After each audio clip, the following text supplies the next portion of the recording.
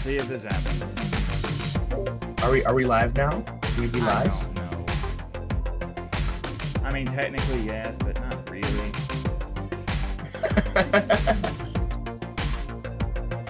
At this point, who knows?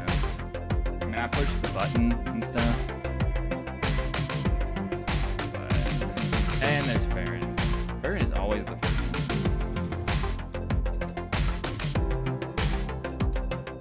one. Like, super attentive.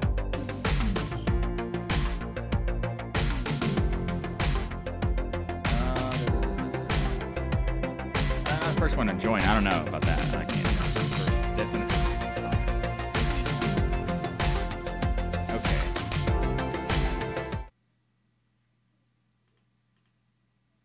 That is definitely not in the right spot.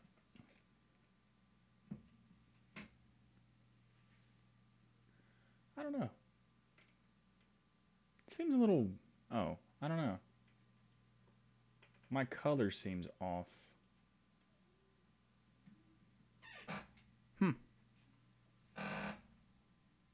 Oh, one of the lights are out. Okay. That explains it.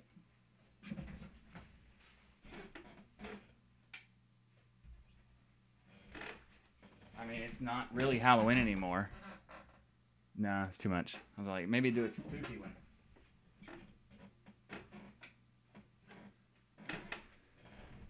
I was going to do a spooky one, and that's not going to work.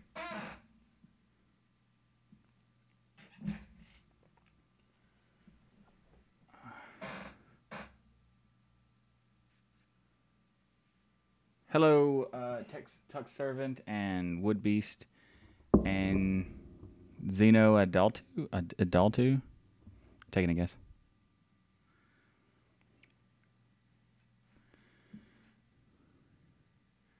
I did not dress up for Halloween.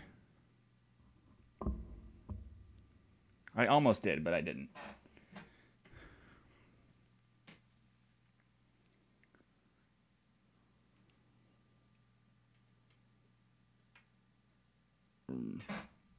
That'll work. Maybe. I don't know. Who knows? Lame. Wow. Judgmental.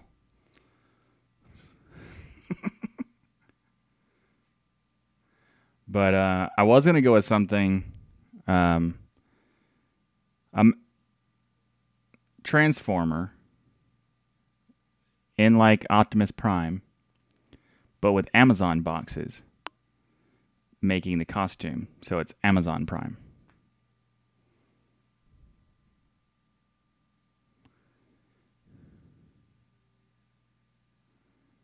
Xeno, yes, I do use KDE Plasma. But like, I saw the best thing ever. You know, what I saw somebody take a picture. They were the blue screen of death for Halloween. Nice.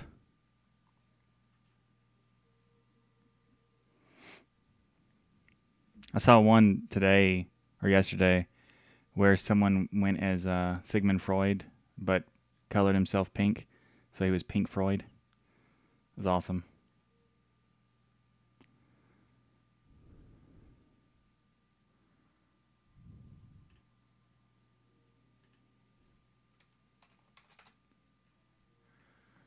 All right.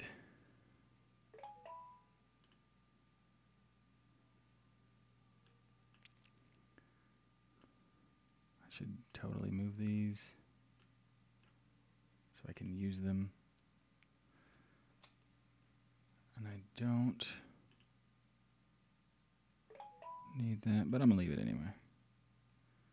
I don't need you. Don't need you. All right, all those are closed.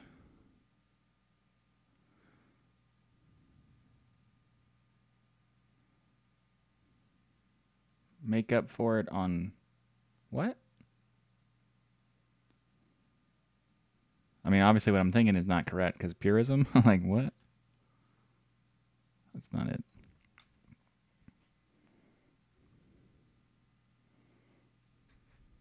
Xeno, I'll look into that, but I can't promise that. Hey, Toss. Welcome to the stream. Thank you for coming.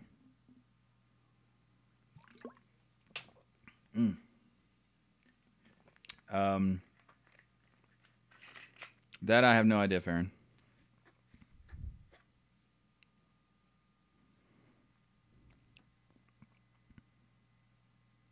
Toast. It could be toast.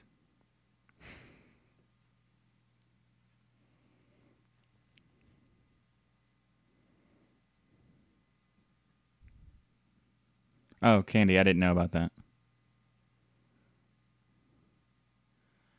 Let's see. It's gonna annoy me, but whatever.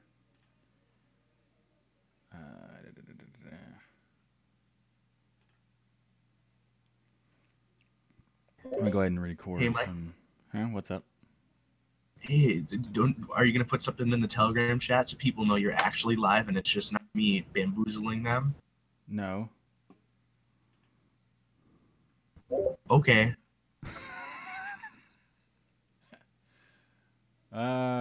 See, work. Just gotta bamboozle them, right? Just bamboozle. No, I'm gonna do it. I'm gonna do it. Farron did it in the Discord.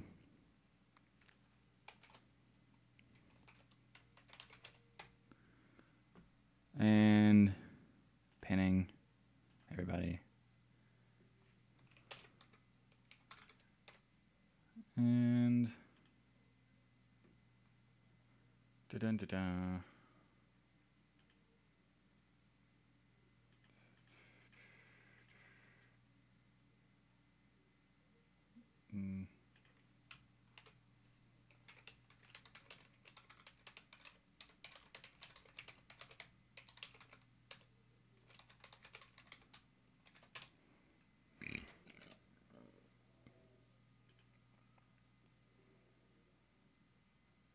Okay, so Twitter and Telegram and Discord are complete in the notification.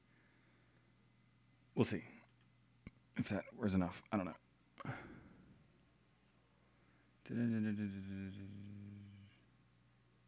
Yep, skipping. All right. Keep him straight. I don't think that's possible. Yep. The Zoran 1 million thing is actually on the show today. Drunk, eat cookies, and wear costumes. That does sound like a good time.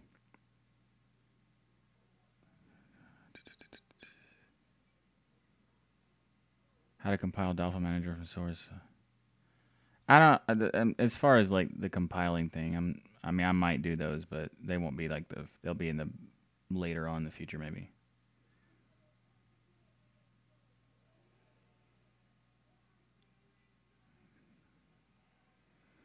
Linux has plenty of live streaming tools. I don't know what you mean. OBS is really all you need anyway.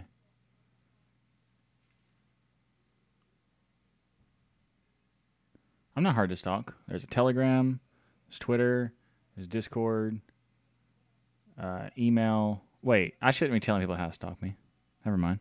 All that stuff don't exist. Not a thing.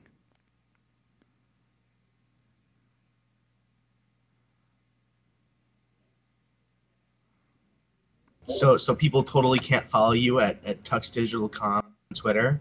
Nope. They can't. They nope. Okay. No. Michael Tennell at Michael Tennell is also not a thing. All right. I'm going to go ahead and do some intro stuff. I need another edit window. Dun, dun, dun.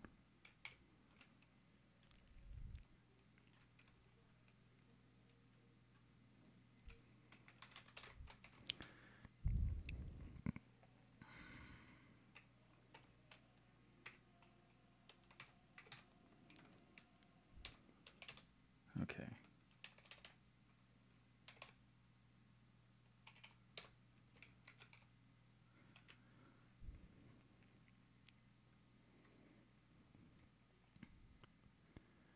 Coming up on This Week in Linux, Audacity released a big update. We also got some updates from a couple of ebook readers. In distro news, we talk about a couple of distros we've never featured before. This week's hardware news features a couple of cool devices. Plasma Mobile released a roadmap this week. Then we will check out some Linux gaming and security news. All that and much more coming up. I'm Michael Tennell with TuxDigital, and this is your weekly source for Linux news. Okay, that part is done.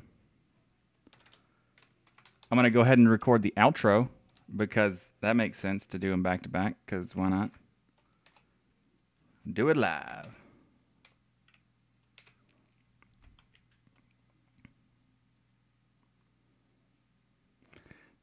It's weird to do them back to back, though.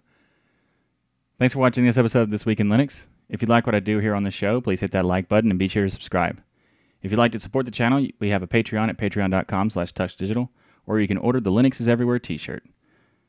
The shirt is available at tuxdigital.com/Linux is Everywhere. Just a reminder, the show is live every Sunday. Sunday. I got to start over now. Son of a... All right. That's annoying. We're so late. It's always Sunday when you start recording. It's Sunday, right? when I post it, so that's accurate, sort of. But like you're always so late that we do the live stream on Sunday, right? Yeah, always. Exactly. That this is it's a perspective thing. It's Sunday for Australians anyway. Live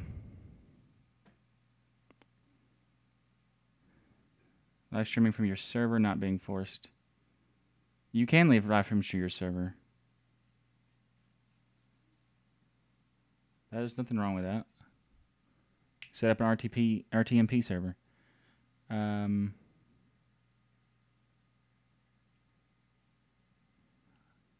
Old Garo loves everything on GNOME 3. There's bound to be somebody. Hey, welcome to the stream shader. Take 2. Yeah, blooper 1. Yeah, Bionic Beaver's a weird name. I like it, but, it's weird. Anyway, back to actually doing it. Or maybe not. Who knows at this point? I'm messing it up and stuff. Okay.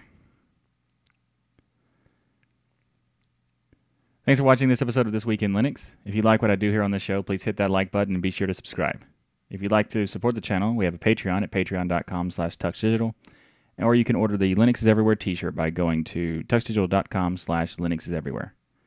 Just a reminder, the show is live every Saturday at 1 p.m. Eastern, so join us in the live chat room to discuss all the latest Linux news each week. Thanks for watching. I'm Michael Tennell with TuxDigital, and as always, keep using, learning, and enjoying Linux.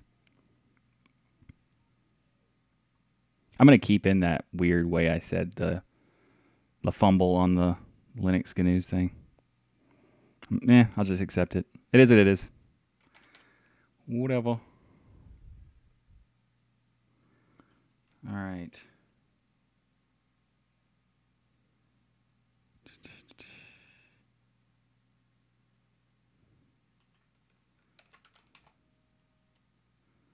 What do y'all think about me recording ads separate from the show?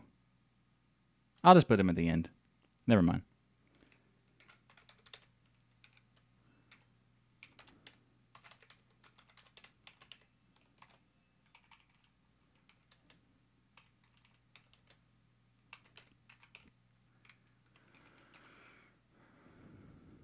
Okay. Well, the ads are basically myself. Anyway, they're not really ads, but sort of, kind of are.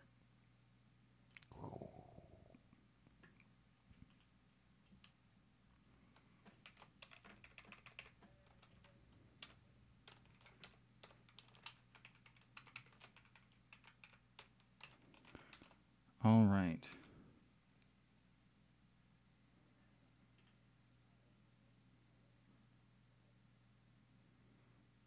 Robotnik.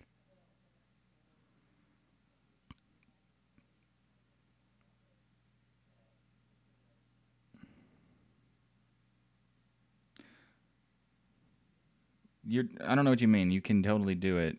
The developed apps are server-based.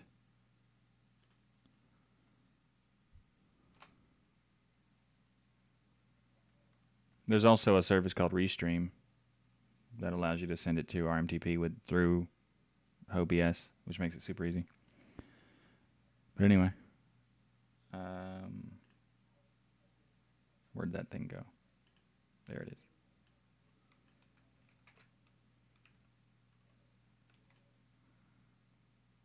All right.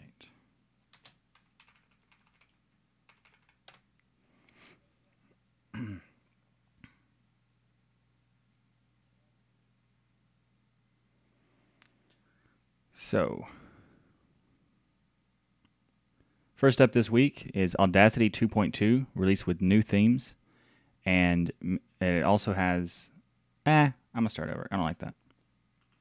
I also didn't keep track of when I started, so I'd have to find that in the thingy anyway, so I'll just go ahead and just start again so I know where I was.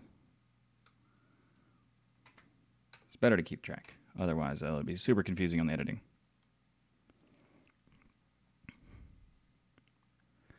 Audacity 2.2 was released this week, and this week it came with the MIDI playback support, menu navigation improvements, and almost 200 bug fixes. But the most notable thing has to be that Audacity has finally started doing theming. They still need a little bit of work, but at least it is an improvement. So, there's some weird text boxed issues and select box. They need to adjust those things. But overall, it looks pretty good. So, well, in comparison to what it used to look like, which is this, it's a nice improvement.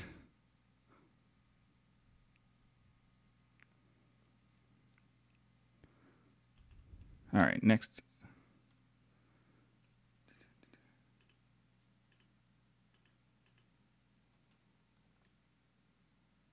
I'll do this so you just leave me alone. How about that? Yeah, that's good. Okay.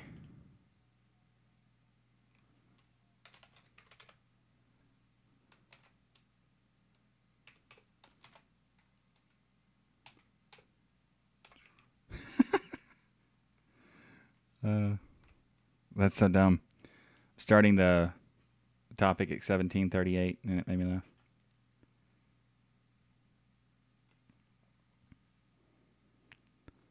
Calibre ebook reader was released this week for the new version, and this new version has support for browser viewer customization through custom CSS, better DocX support, and most notably, it now supports Amazon's all-new Kindle Oasis system.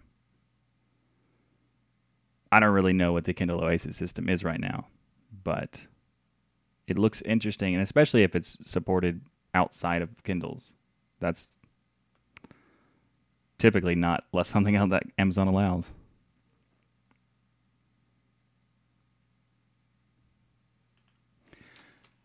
I don't have this. I need to work on some stuff. All right.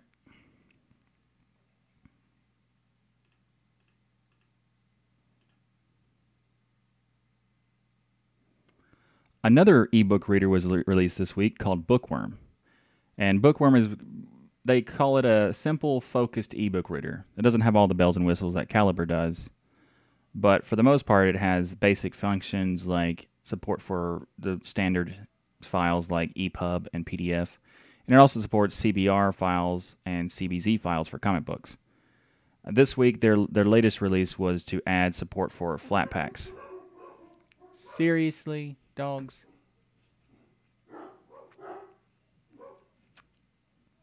That was they started barking right with like 4 seconds left of that segment. Like they could have just waited 4 seconds, but no.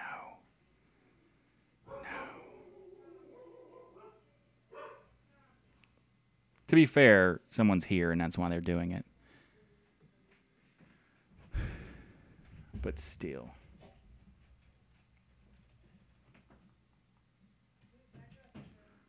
This is why you need soundproof rooms.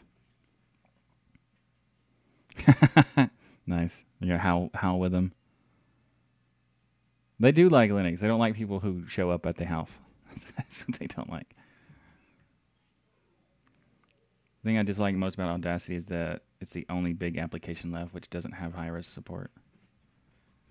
I mean, I don't like a lot of things about it. There's some clunkiness to it as far as usability, but the design is hideous. It's been the same design for like 15 years. It's just awful.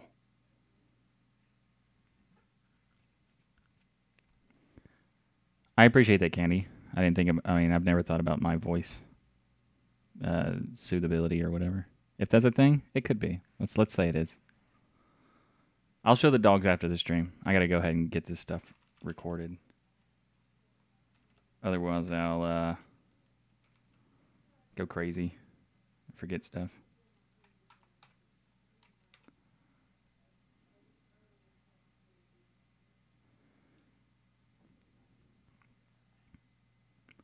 Another ebook reader had an update this week called Bookworm. And Bookworm is a simple, focused ebook reader in that it doesn't have a lot of bells and whistles, but it has support for all the basics and core fundamentals of an ebook reader, such as EPUB and PDF files. It also supports comic book reader files, some of them anyway. The main two are CBR and CBZs. And this week they also released a new version that supports flat packs. Did I say flatback the first time? I don't know. Flat packs. So that's nice. It makes it easier to use these. And, universal app formats, whichever one you use, thank you for using them. But that's to all developers, really. I'm going to keep it.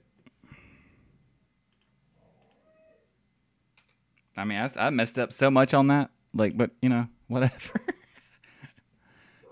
I don't think I said flat bag. I think I said it might have said flat back. This is equally weird. Okay, dogs.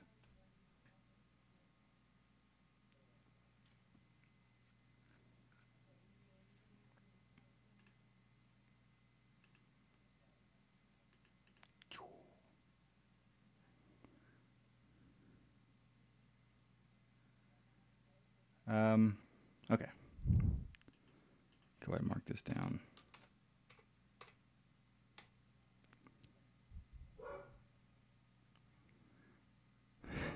Actually, that wouldn't be a bad name for a backup system. Feels like simplistic. Okay, dogs. He is not making it easy. Be right back.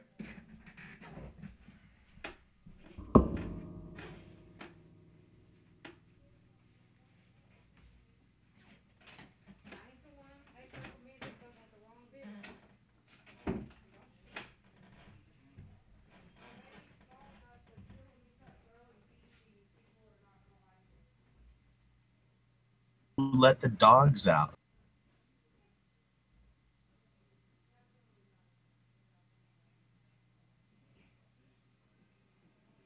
Haha, it's becoming a real dog of a show.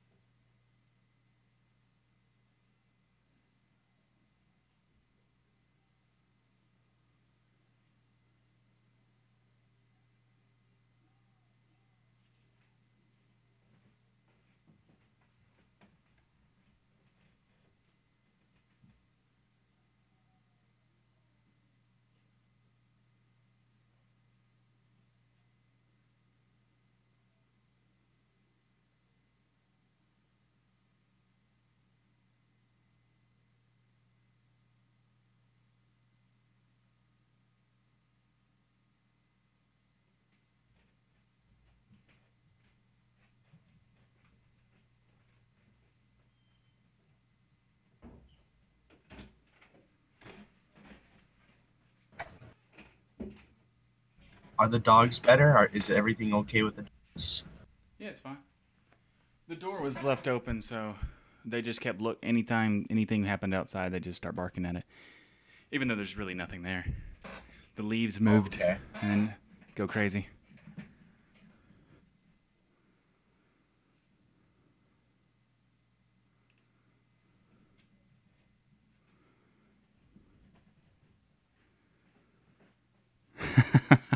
He can walk. Nice. Okay.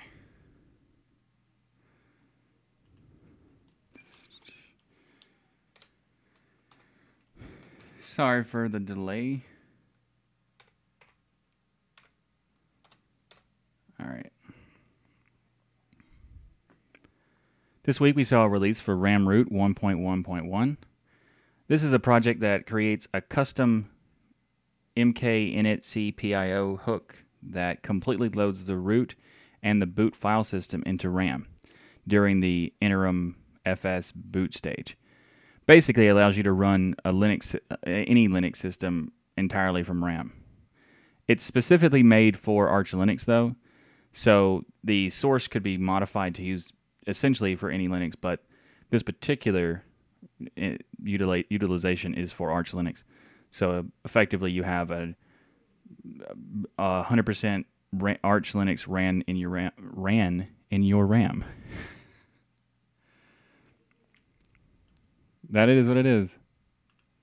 Keeping it.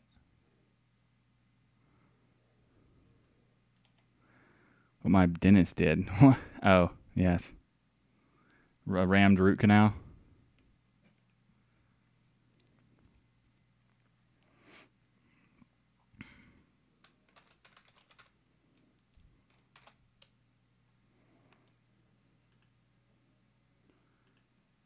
All right.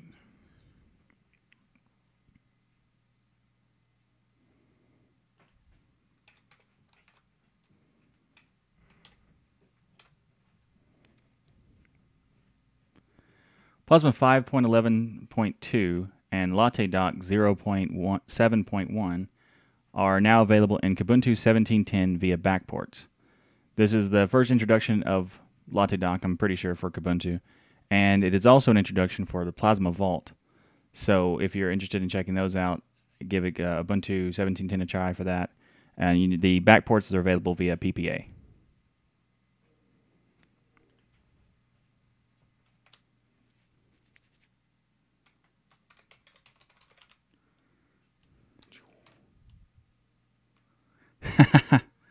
Welcome to the stream, Rick. Mint drops KDE. Yeah. I talked about that last week. Basically, it doesn't mean anything. In my opinion, it's like when people say that Kubuntu or Neon are redundant to each other, I think that's they're just missing the point between the two.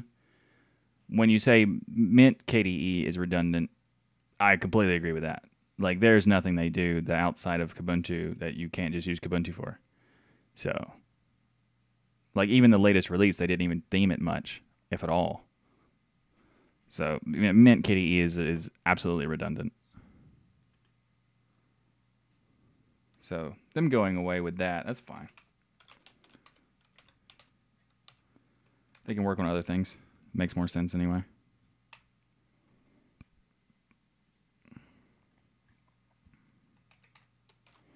Upgraded my Unity to GNOME on my ThinkPad. It depends on your perspective of upgrade.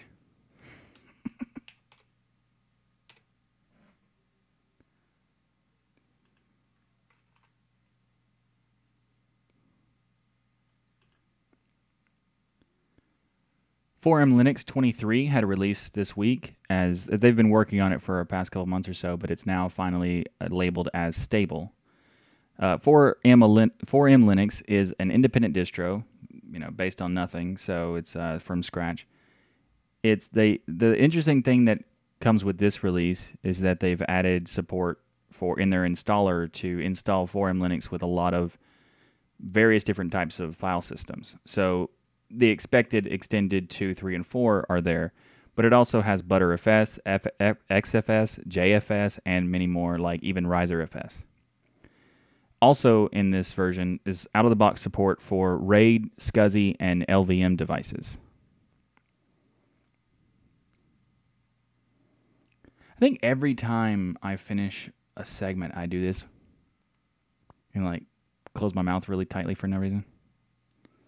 It's like I'm forcing myself to stop.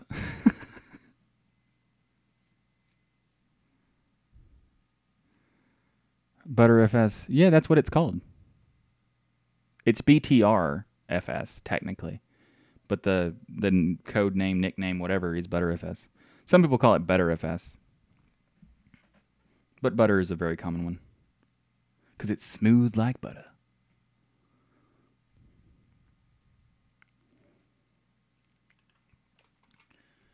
And Makulu. Yeah, I need to look at Makulu. It's been a while since I tested their stuff out. A couple years. Back then it was a little hefty. I'll just say that. It was hefty.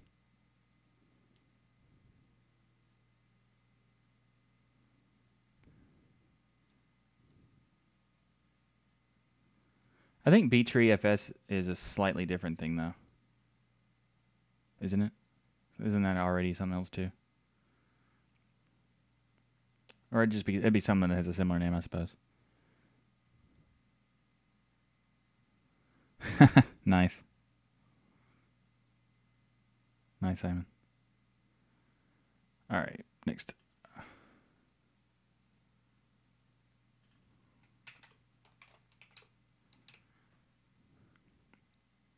Open Indiana.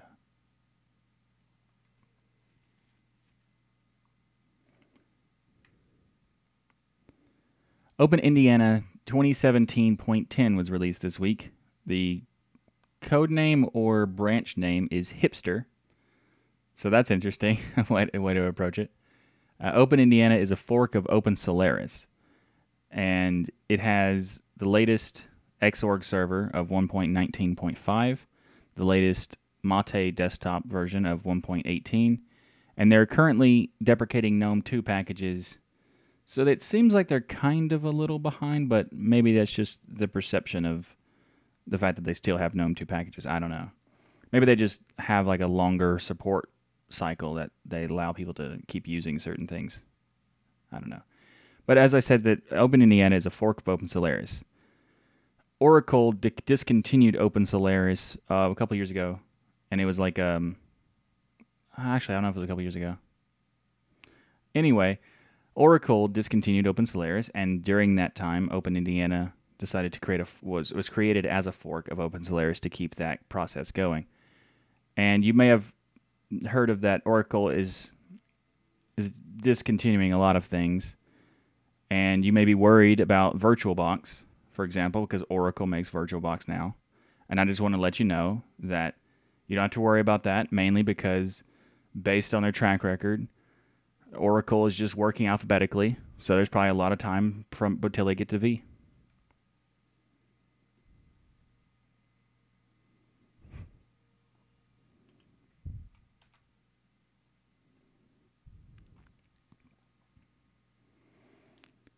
Christoph, kind of, actually. I mean, they have sort of discontinued it in their own usage. They open source Java the runtime, so now it's on GitHub. Essentially, they're basically like just throwing their stuff out and saying we're not going to care about it anymore. So yeah, kinda. At least they're doing it the right way instead of what they did with Open Solaris and Open Office and the rest of them, where they just destroyed it for no reason.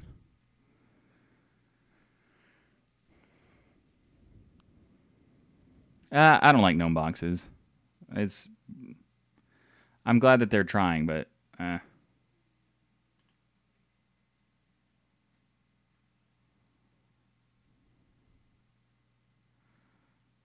What sounds terrible?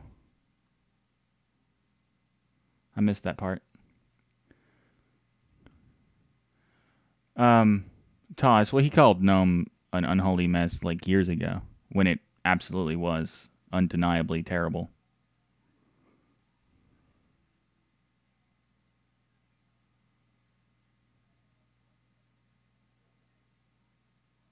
Yeah, Christoph. It seems like the only reason Oracle even bought Sun was so that they could sue Google.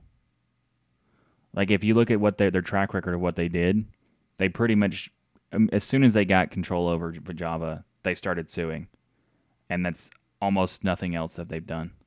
So they're just litigation punks. Apparently. Apparently.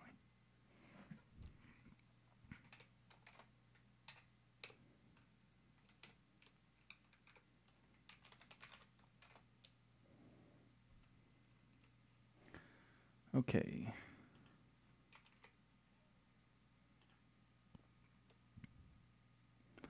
Zorin OS 12 passes 1 million downloads. This week, the Zorin team announced that after a year of the initial release of Zorin OS 12, they have now reached over 1 million downloads, 60% of which are from Windows and Mac users. So that's a good sign. And they're also, as well as working on the new version of Zorin, they're also working on a new tool for workstation development. And to be more specific of what that means, it's not really like a workstation as in like enterprise. It's just a tool to deploy Zorin more easily in like repetitive things. So you could do that in like a school or a company or even in like private setups if you wanted to.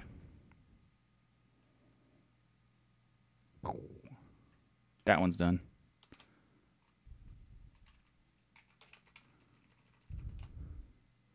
Yeah, Zorin OS Lite was downloaded for sure. Saying Zorin OS was downloaded, it's still accurate. It's just not as accurate.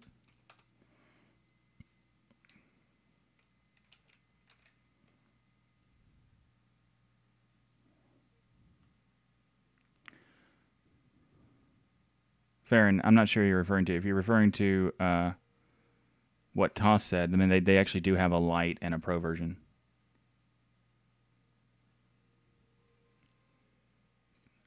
Hey, welcome to the stream, Charlie.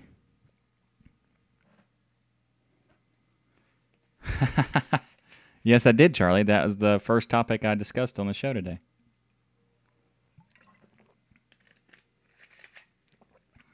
It is an improvement and still bad. They improved Audacity design, and it's still quite bad.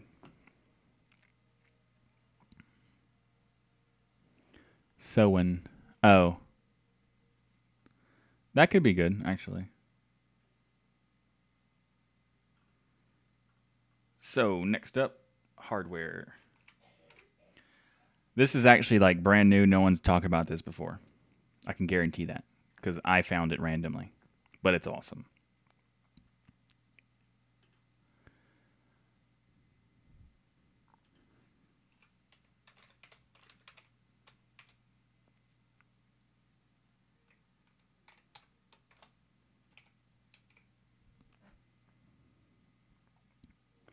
The PiTac is a Raspberry Pi Zero W computer in a Tic Tac box.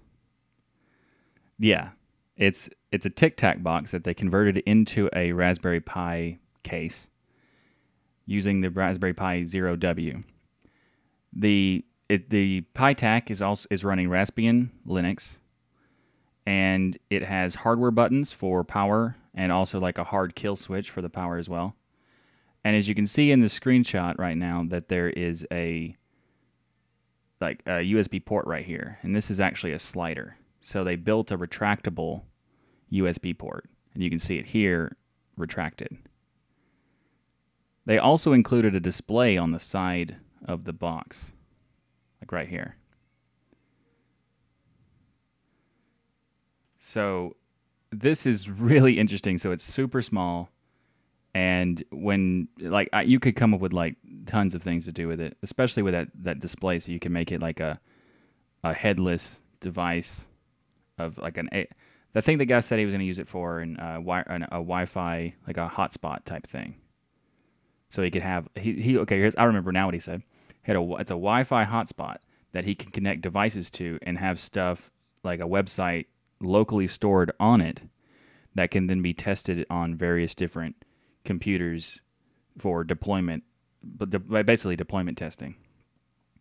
And also, just to be clear, if you're curious, this type of Tic Tacs that came in it are the orange Tic Tacs. That's very important.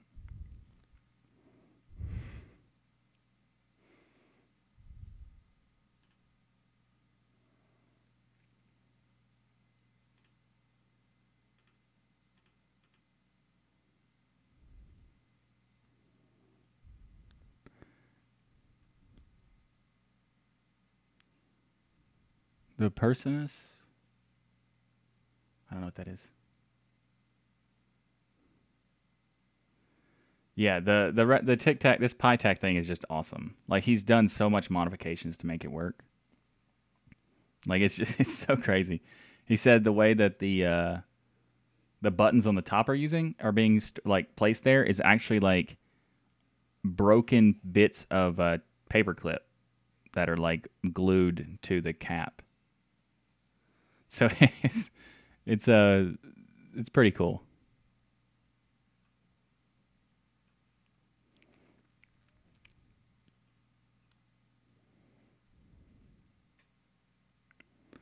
Hey, Dave. Welcome to the stream. What's with the beard? I mean, I know what you mean. Like, it's awesome, right? It's awesome. That SFP is bringing a liquid-cooled PSU at Computex. I did not know that, no.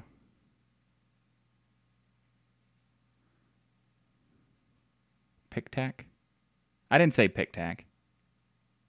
Don't mess with me. Nice, Simon.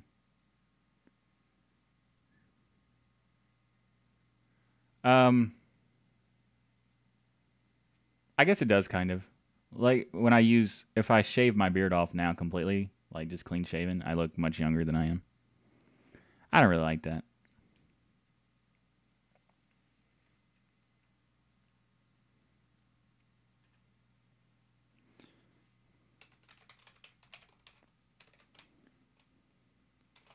Think of a good name for it. Yeah, Pic-Tac could do it. I mean, he's already named it basically, but like, I didn't mention it in the show.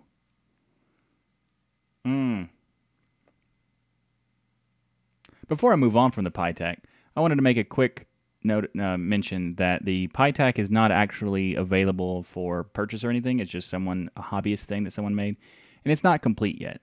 But it is designed so that you can do it yourself if you want to, because he's creating like a tutorial with how the code is built and everything. So if you do want to do this, you could check out the link in the show notes that gives you like all the parts list and everything that he used to make it.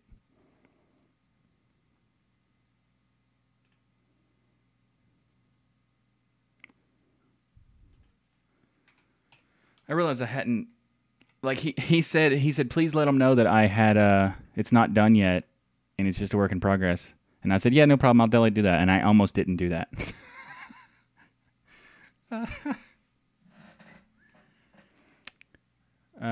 Play mint linux.iso backwards in Audacity to hear a message. Now I'm a pass. If they actually did that, that's interesting. Dave, the Pi Zero does run Raspbian. It runs basically anything the Pi does. It just requires basically anything that can run on the original Pi and like Pi B, the original like A, B, and model and like the Model 2B kind of thing. Anything that can run on that can run on the Pi Zero. So like as long as it's not Ubuntu Mate couldn't run on the Pi Zero, but like Raspbian with like OpenBox or something totally could.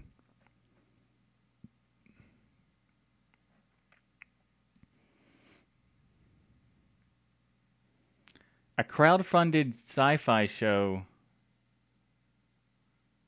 like TNG and BSG. What? I've never heard of that, but I do want to see that. And the dogs. Kirby, they actually might do it. You never know. They make some weird decisions.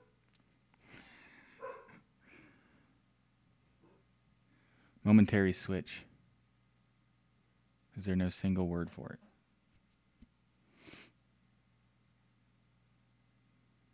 I don't know. I haven't thought about it. Chrome or Firefox then? Chrome is kind of a beast. Firefox for sure, yeah. But Chrome's got like a weird building on ARM. I don't think they actually have...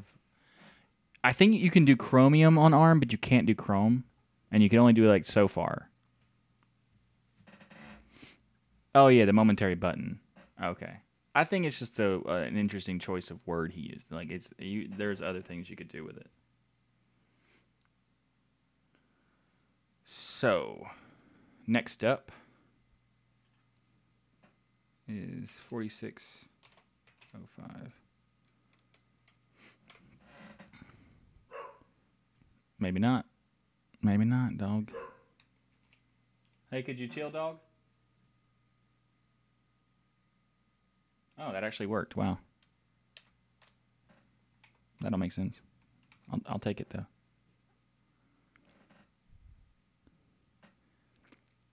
Fingbox is a home network security system that was crowdfunded about a year ago on Indiegogo. It basically watches over your network to detect intruders, block devices, and analyze the quality of your Wi-Fi internet connection. You may have heard of them before because there's an actual application on iOS and Android called Fing, and it's a pinging system to check like your Wi-Fi signal and to see how well it is and like if you should switch to a different branch or wireless band or something like that. So they decided to jump over to making devices because they took the same kind of thing they did with the app and built a hardware device for it to have it on both ends rather than just testing, and also can like detect and make actions based on it. They got 20,000 backers and 1.6 million from the crowdfunding. So what's really cool about this is one of those devices that was crowdfunded, and before they made it like available, they've already given all of the devices to all the backers. Like, so every backer has already received their device, and now it is available for anyone to purchase. The reason why it's on this show is because it is powered by Ubuntu and Ubuntu Snappy. So the really cool thing about it is that it's one of the few IoT devices that will actually upgrade because it runs a Snappy. So they have a system built into it that has easily remote upgrades. So as soon as it's connected to the Wi-Fi, it'll automatically update itself, to make sure that any kind of security things or anything that's patched will be directly sent to the device, and you don't really have to do anything. You have to give it access to do so it doesn't automatically do it anyway, but once you give it access to do it, it will just automatically upgrade on its own. So that's pretty awesome. And that's, another great thing that Snappy can do. So, yeah, if you're interested, it's $129 USD.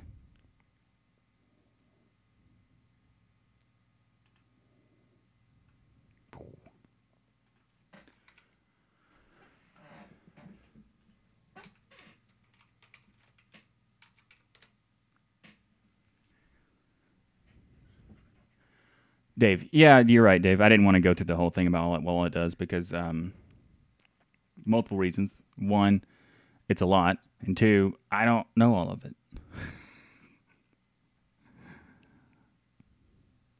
Look, cats. Nice. The dogs, I will bring the dogs in and like after the stream, okay? You don't have to.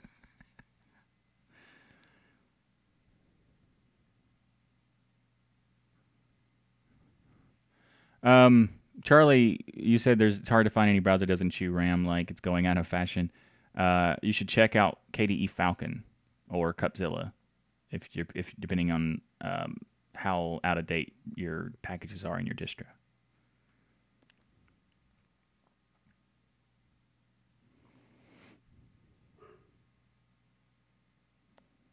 3D print tough and flexible stainless steel. 3D printing stainless steels were up 3 times stronger. Wow.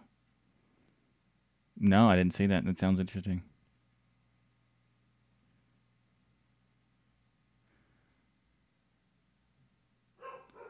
Well, I mean, the router you have to manage yourself, and you have to block things automatically and everything. I mean, you could put fail to ban or something on that on there, but you still have to put the effort in. This is kind of like a plug and play device that you just does it for you.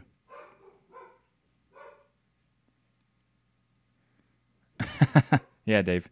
KDE Falcon is the new name for Cupzilla. They rebranded and also joined the KDE project, like foundational stuff. Midori is still available. Whether it's viable or not depends on your perspective of whether it was ever. So, I don't know. I would say certain aspects of Midori are great. Certain aspects are kind of clunky. But that's kind of true for Cupzilla too, or KDE Falcon. But I think Falcon is a better browser of the two.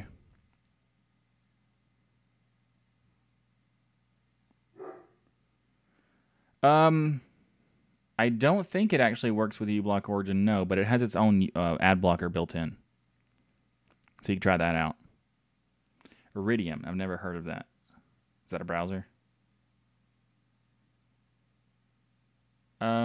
Rick, yeah, I think that's true.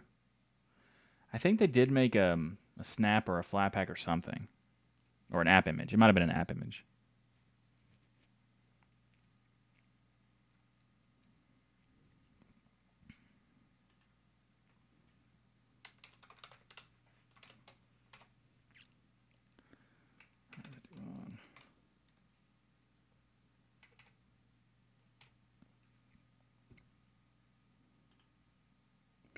Brisk Menu 0.5 was released this week, as well as we got some updates for Solus 4.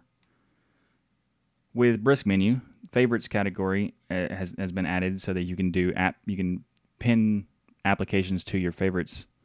You can also pin applications to the desktop if you'd like to do that as well. In addition to that, they also added jump list support, so you can have actions that you make decisions on the application, like opening a private window or a regular window for Firefox, for example. They've improved the modularity, making it so that only the applet component utilizes the Mate panel applet APIs, and everything else uses independent modules, so that they can make it more streamlined and more efficient. Also, Solus 4 we got updates for that. The updates we got for this is that they are working on an update for Budgie 10, which is a quality of life update. So they're just making improvements and fixing some things and doing some maintenance on it. But what's the biggest thing probably is that Solus 4 is going to have a huge Mate edition update that is going to bring it up to the same line as the rest of the offerings. So like the GNOME and the Budgie stuff. They're also adding a new Software Center release, and this is going to have a lot of improvements like bug fixes and things, but they're also adding Snapd support, so you can install snaps directly from the Software Center. And they're also working on adding Wayland support back, and this is kind of like a sketchy thing, not necessarily sketchy in the sense that what they're saying, but in the sense that in order to do Wayland on NVIDIA drivers, they're considering using the Wayland come on, dogs.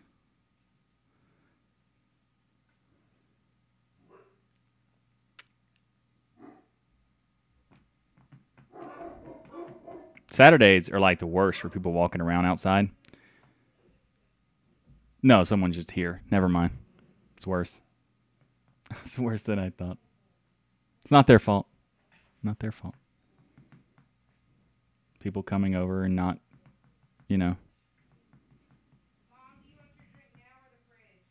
say, not even calling ahead of time or anything. It happens, right? Neon did what? I'm going to just start over with the Solus 4 stuff. I'm not going to do the rest of it.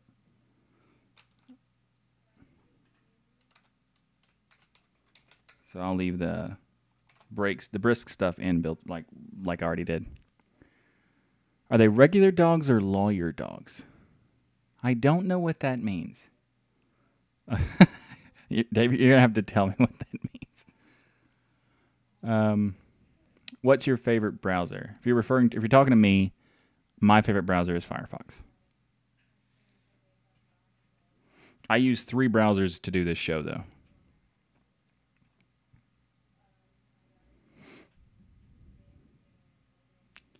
I've tried Brave, yeah.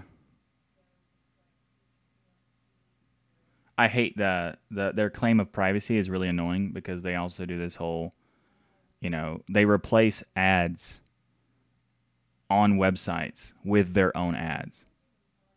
So that's really messed up. That's why I won't use it at all because the ads, they just replace it with their ads, and it's just like, what's the point besides you making your money for yourself? Well, I mean, they argue that they are aggregating and making sure the ads are okay or something, but it's still weird that they're doing it. There is like a partnership deal thing they're doing with people with websites so that you still can get money as the website guy, but like I don't know really how that works. It's got to be really complicated because it's like you're gonna make me deal with another AdSense because you are forcing me to. Like, that's messed up. Google lawyer dog stuff. Okay, I will later. What 3 browsers? Vivaldi, Firefox, and Chrome. But Firefox is my main browser. I'm using Vivaldi and Chrome to do like captures and stuff. Makes it easier so I don't have to have my main browser being, doing everything. I have been watching the Orville, but by that I mean 1 episode and no more. It's actually pretty good. I do like it. I just haven't had time to watch it anymore. Yeah. I don't have a problem with ads, honestly. More of it's a principle thing. I have to have, ads for me is, I do ads on my show, right? And there's ads that play before my video. If I have an ad blocker, that's like hypocritical. So I don't do that. Dave, are you saying Orville's good? Your host file is 4.4 megabytes. That's quite a bit for just saying what websites to be blocked. Stick it to the man. That's not really. There's no man in the ads though. Like, it's just the people who are creating content, right? So the only person you're hurting necessarily is the content creators. People could argue that some people excessively do ads, like New York Times, where there's 100 ads. But it is what it is.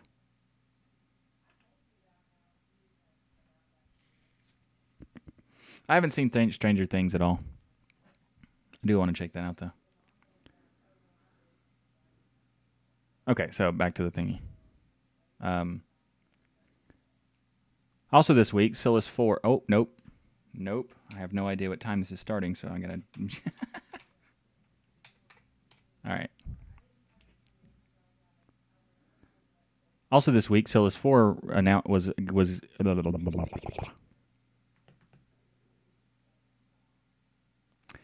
Also this week, Solus announced that the updates and news for the upcoming Solus 4. Budgie 10 will get a quality of life update, which means fixes for their bug issues and maintenance stuff. They're really going to have like this big update for the Mate edition because it's been a little bit lacking in the past couple releases in terms of like the GNOME and the Budgie releases. So they're going to bring that up to like on par with the rest of the offerings. They're also doing a new release for the Software Center, which gets improvements like bug fixes and things, but it's also adding Snapd support so you can install snaps directly from the Software Center. There's also going to be Wayland support, and the Wayland support is going to be coming back. They haven't really said when it's going to come back, but it is coming back. They're also saying that the issue is that right now NVIDIA has some issues with.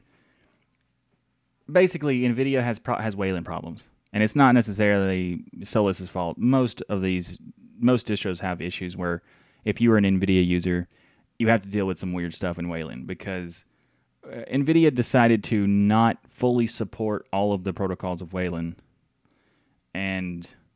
that, and they own it because it didn't work nicely with their proprietary software, I suppose.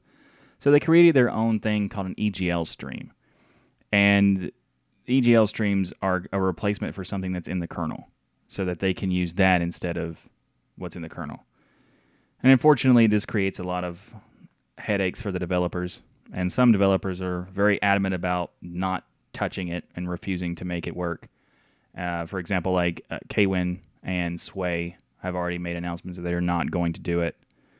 But Solus has said that they're going to consider enabling support for EGL streams. So we'll see what happens there. The final thing that happened in Solus 4, or the announcement that they made for Solus 4, is that Budgie 11 will now gain concurrent development alongside the rest of the Solus packages and branches and stuff.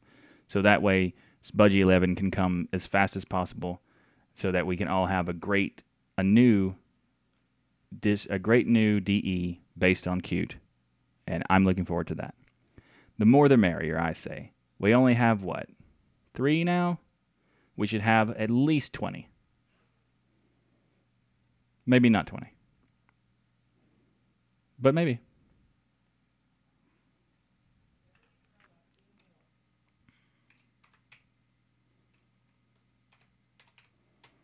I don't know. Maybe 20 is too much. I was kind of implying that all of them should be cute, but not everybody's going to agree with that.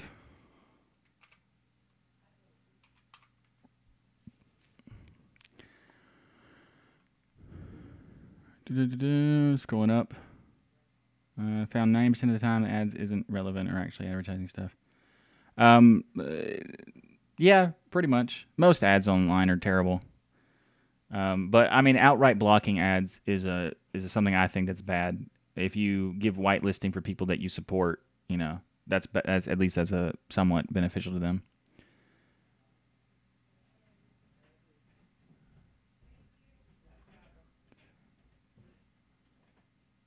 Via crowdfunding, then give YouTube incorrect. Charlie, speaking of which, patreon.com/TuxDigital. I gotta make an ad, but I'm gonna do it at the end of the thing, and I'll just edit it in somewhere because I haven't decided where I'm gonna put the ads. But they're not ads. They're me saying, please buy my shirt or please fund me on Patreon. So it's not really an ad. It's just self-promotion. Selling out. It's what's called, selling out. Only $1 and you can join me on here to help keep Michael on time. Whoa. Well, possibly. I don't know if that's even possible, but we can absolutely I would appreciate trying for sure. What's the status of Waylon anyway? It depends. Like, Waylon is a weird, interesting thing. That voice is Simon Quigley.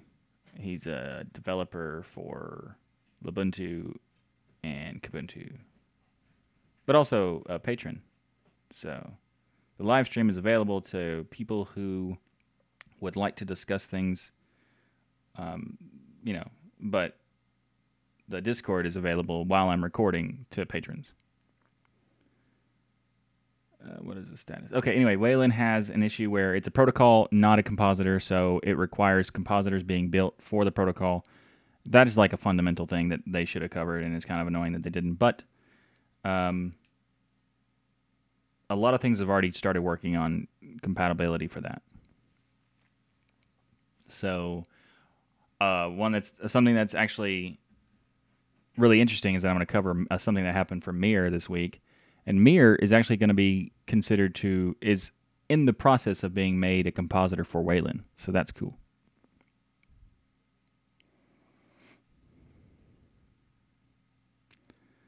Yeah, Charlie, I was just making a joke. You don't have to.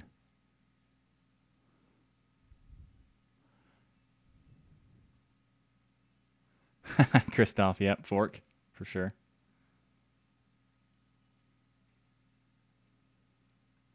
Shader, I mean, actually, I know you're making a joke about it, but I don't think he even really cares about Fedora. I don't think he cares at all. Like there was an interview where they asked him like, "What distro do you use?" He's like, "I don't know. Whatever's installed." Like he doesn't care. Although he doesn't necessarily like Debian though, because he doesn't like the infrastructure. Why is that? Do you think? I don't remember exactly. He answered a question in a Portland Linux users group where they asked him why he doesn't like Debian. He explained it, and it's not really anything specific. It's just like a core, like technical thing that he doesn't like that they do. So it's like he doesn't have any problem with them. He just doesn't like this, like a certain thing that they do, and it's like, you know, he can basically say, "Hey, developers of insert distro, could you make me an ISO specifically for me and do everything for me, and I don't have to touch anything?" And people be like, "Yeah, absolutely, I will." So yeah, but see, I thought the thing was that he found Debian and Ubuntu too hard to install. well, it's because he doesn't, not that he doesn't do the installs anymore anyway. He even said that he don't care. So it's and back in the day, Debian was incredibly difficult to install. So maybe, yeah, Linux. I don't know. No, it was. And then 99, it was awful. Like, it was just painful. Of course, most Linux was painful back then. So,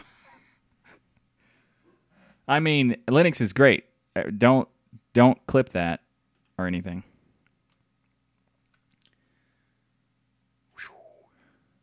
See, but I thought Linus was a Fedora guy actually. I mean, you could be completely right. He could just not care, but like honestly, I thought he was like a Fedora person, and he used GNOME with Fedora.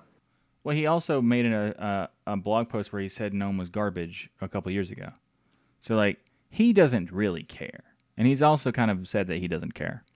So it really, whatever works is what works. Like he doesn't really care.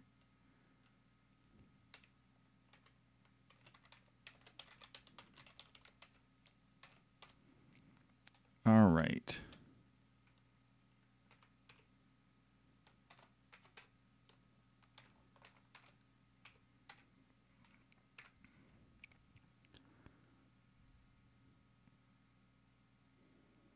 This week announced what? This week there was an announcement from Canonical that the Canonical company is joining the GNOME Foundation Advisory Board. Essentially, what this board is for is to discuss the things about what the direction of GNOME and the responses and how and the feedback they get from users and things like that. So, Canonical joining the advisory board is just basically to show that they are very committed to the collaboration with GNOME, to the point of like becoming a part of GNOME in a way. So, like it's interesting. But also, I still think they should base Unity on Plasma. Speaking of which, if you haven't checked it out, there's a video that I made about Unity being built on Plasma and what could be awesome. There's a link. I'll put a link in the cards if you want to check that out.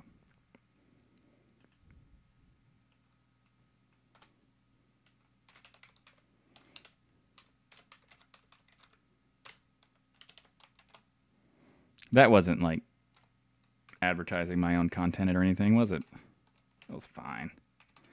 It's fine.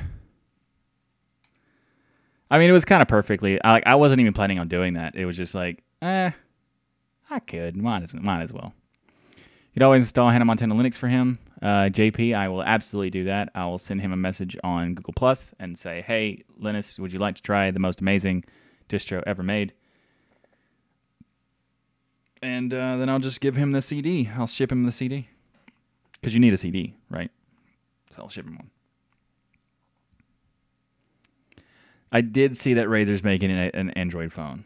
And it's not 120 hertz. It has the ability to do 120 hertz. So it's like this weird thing that you can make it not use the full hertz if you want it. You'd like to lower it and stuff. So it's kind of cool. But at the same time, I don't care. What kind of gamer wants to game on their phone? I don't think that exists. So it does actually look kind of nice, though. Like, the design is okay.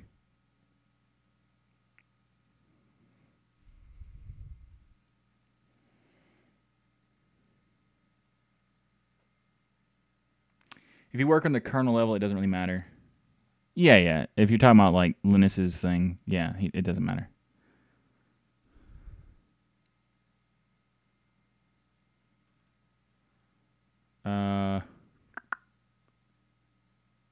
Who would want that? Nice. Yep, Christoph, exactly.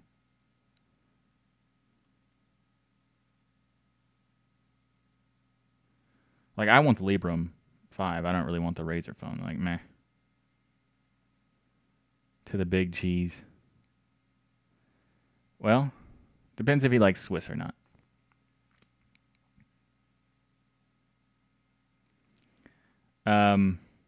Candy, I have no idea what song that is or who sings that.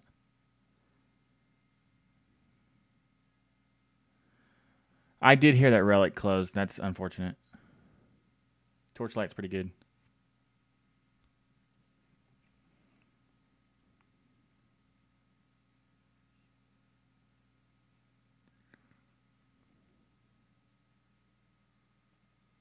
I don't browse websites on the phone since it's a phone. I agree. Never heard of the Nintendo Swiss parody thing. I'll check that out later. That does sound kind of fun in a really weird way. All right.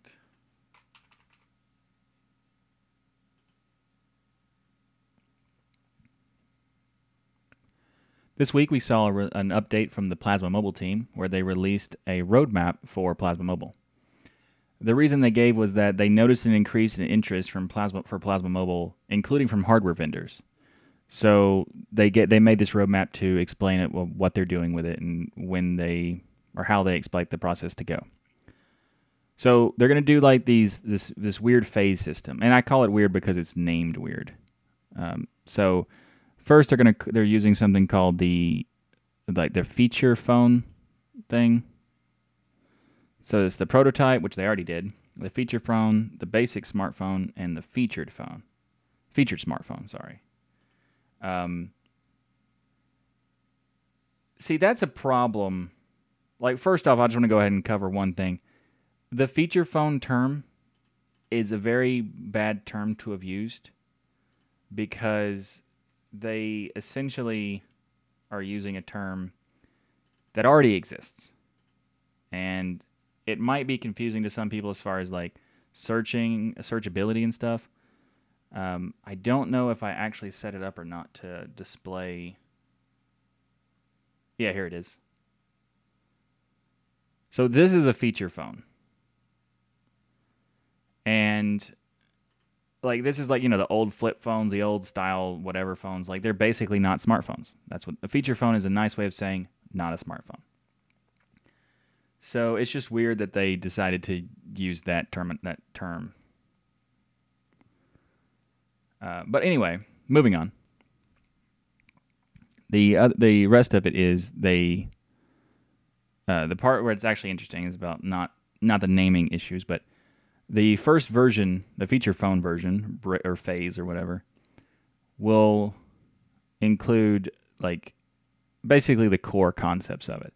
Making phone calls, using the address book, hardware functions like network connectivity, volume, screen, stuff like that. There's also going to be another phase where they're adding extra features like being able to, use more powerful apps like a calendar and things. But the final phase, which is the interesting phase, is the featured smartphone phase. They're working.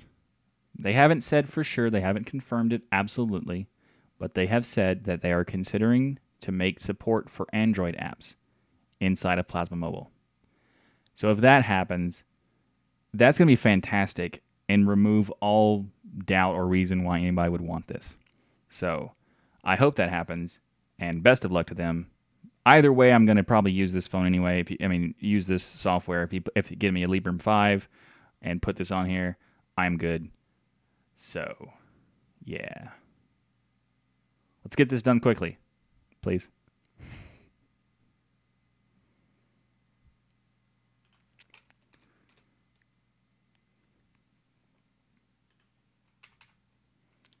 And by quickly, I mean not the speed it takes me to do this show.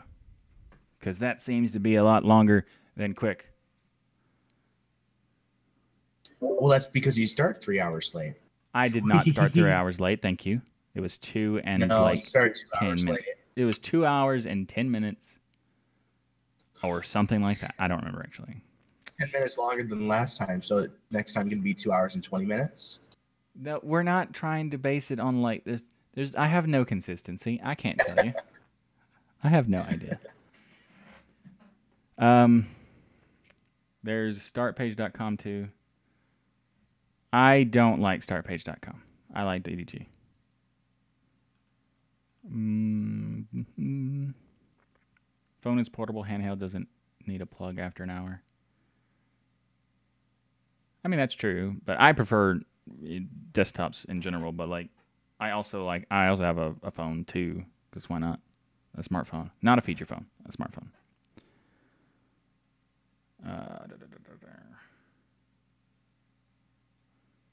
What do y'all think of Linux on Galaxy? You mean like the DeX thing? That DEX thing they're doing? It sounds good, but it's also like it's Linux on top of Android, which is already Linux. And it does use some stuff in the background that is the Linux kernel and stuff, so it's like this weird it's not an emulator and it's not a container or anything. It's like a compatibility layer sort of thing.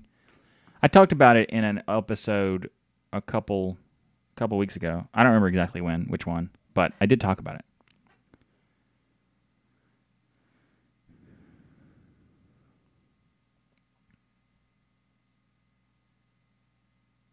The 40 terabyte drives that we were planning to release, no, I did not. I have not heard of that. That is ridiculous. I want one, but it's still ridiculous. There's no reason, actually. This is a planet Earth. There will always be reasons people won't go for plasma devices. Well, I'm saying there's no reason to people. The main thing that people say is I can't use my apps. If you have the apps, then that excuse is gone. If they make other excuses, that's different. But that's a preference thing rather than an actual like a valid reason why you can't use it. Like if someone says it doesn't have Android apps, it doesn't have the apps I need, that's a valid reason to not use something. It is what it is. It's what you need. And even some cases, it makes sense for people who are Windows users and wanting to go to Linux and refusing to do so. I mean, it's stubbornness, but there's also, and depending on what they have to use, that could be a thing too. You know, there are some aspects, some software that are very much hard to replace. Welcome to the stream, Zeb. Thanks for coming. If you're off to bed soon, are you going to be on the stream tonight with Biddle?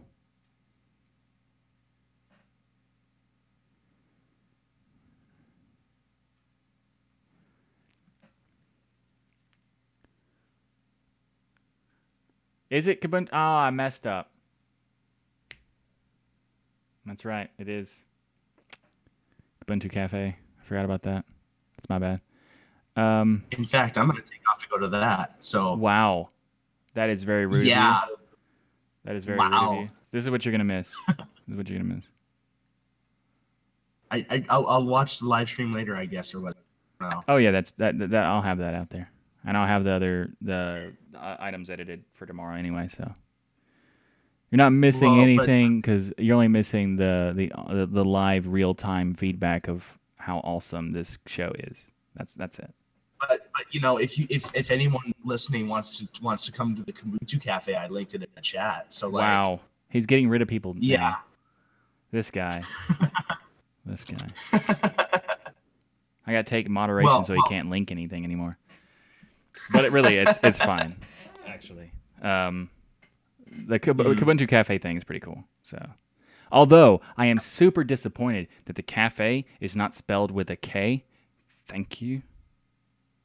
whoa, jeez, wow. I have to go give people a hard time about that now. You should. I'm gonna say Michael Tunnell. I'm gonna say whoa, Michael whoa, Tunnell. whoa, whoa, whoa, whoa. I'm saying it facetiously. You should not. No. No. I'm gonna be like, Michael Tunnell. I helped with the discussion yesterday. I did a lot of stuff, so they probably would appreciate. Actually, they probably wouldn't, because that's an annoying complaint. So anyway, I appreciate the people who are staying and the people who are leaving. I still appreciate you coming here, so it's okay if you do leave, even though you're wrong for doing so. But I mean, your decision. Bye. All right, see ya. Let's see. This is the best Linux show on YouTube. I wish I hope that's true. I'm not sure if it is, but I hope so. And I appreciate you saying it anyway, even if it isn't true. While they're at it, they should replace all the OK buttons with K. They should. I like that, because that's ridiculous and just absurd, and it would be awesome. Just K.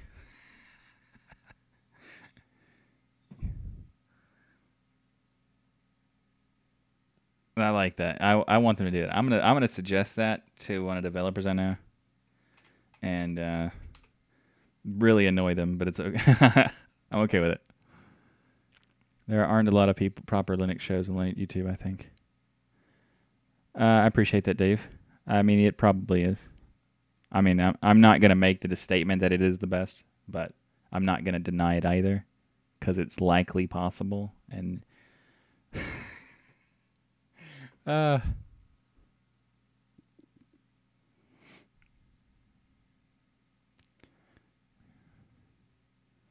GUI wizard install AMD drivers. That'd be nice. That'd be nice. There are some people working on that kind of thing. Okay, and cancel. No, okay, that might be too much.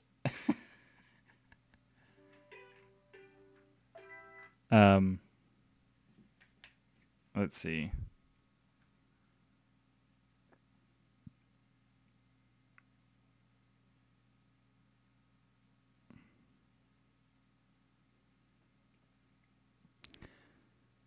So I use K in text and stuff just because it's quick. Well, I mean, this is kind of twit for Linux, I guess. I mean, even the name's pretty close. I do at some point want to do something like, oh wow, Farron, TuxDigital, really? I do want to have some kind of like. It'll take a while to set that up, but I don't have the funding or equipment to do anything like that. But I do want to at some point make a show that is essentially that, like not necessarily like news, but like a discussion about news with anyone who wants to be in it. Like that would be cool.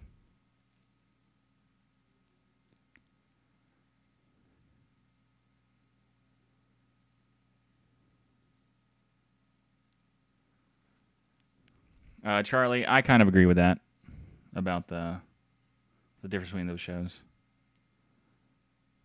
I'm not a part of the new one is one thing. That's different. It's one of the good Linux live stream shows, not sucking up. I appreciate that, Rose.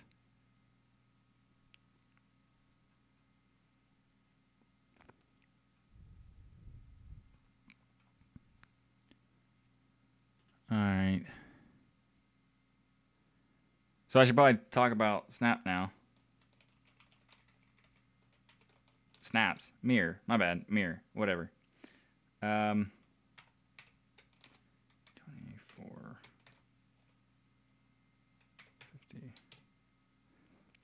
Okay. This weird. This weird. What? What? Okay.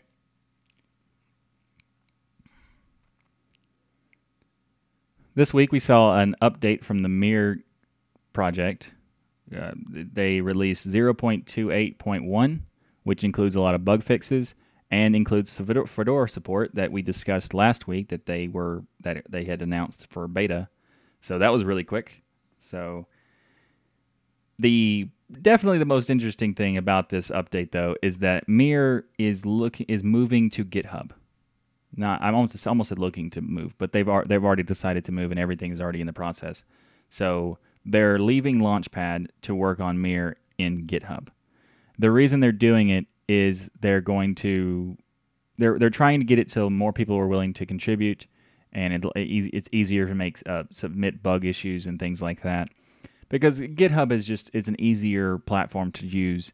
If you've never given Launchpad like a try as far as like bug reporting or developing code or anything or submitting anything like that, I can go ahead and tell you that Launchpad's kind of bad. Launchpad has the best translation tools of all I've tried, but it is very cumbersome as far as just bug reporting and stuff like that. So this is a fantastic decision to move to GitHub because it makes it a lot easier for a lot of people to contribute both in code and in bug reports. So good decision, and we'll see what happens. I hope people look. Oh, by the way, if you are not sure why Mir is still in the news, it's because Mir is in the process of becoming like a compositor for Wayland. And also it's still being used for Internet of Things devices for Canonical. So it's not anywhere near gone. And in fact, might even be more useful now than it used to be. So we'll see.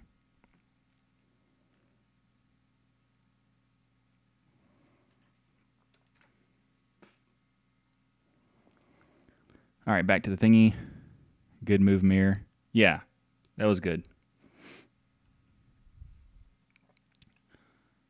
Comment blowouting me. Does it mean it stopped you from doing much? Oh, that. Okay.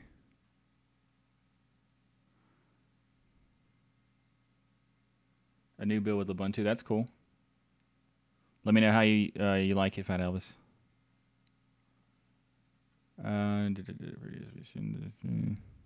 Shows send me to sleep. Their voice is so monotone. Yeah. I don't listen to BST now anymore. It is kind of they don't have much inflection on most of the stuff they say. I mean, my voice is like very. It could put you to sleep if I do it in a certain way, like a radio voice or something. It's Thanks for listening to 105.2. You're playing all your great smooth R&B and classic soul.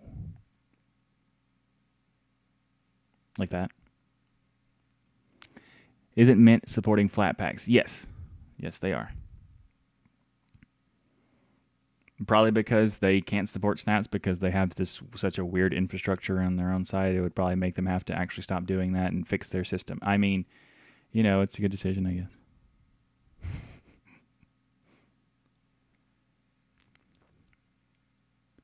Uploading a tutorial on GitHub. That's cool. Send me a tweet about it when you get it up.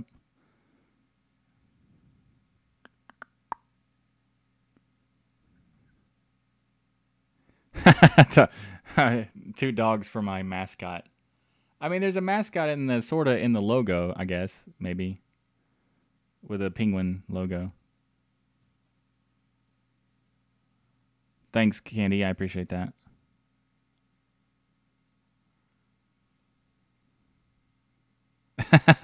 Rose, sorry. I didn't mean to make you asleep. I was just doing a demonstration. Why would you listen to BSD now anyway? It's not your BS. You're not a BS. I agree with that. I don't listen to BSD now. I listened to like one episode because they had an interview for somebody I was interested in, and otherwise, I don't really care.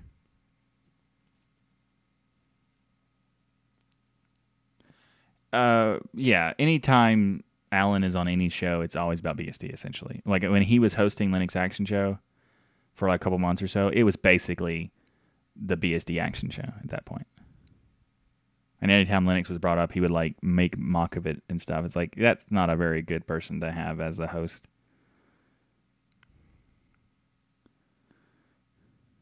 Hey there, all you groovy guys. And wait, isn't it? It's something else. I was like, there's a phrase I forgot. It's groovy guys and something girls or certain gals or something. It's something else. Anyway. Can you dress up as being a penguin and being a mascot? I mean, like on that Purim thing, sure. A TuxDigital plushie toy. Interesting. I've actually thought about making an illustration mascot, just not being the logo, just be kind of like a fun thing to play around with, and you put on like shirts and stuff. Maybe. I don't know.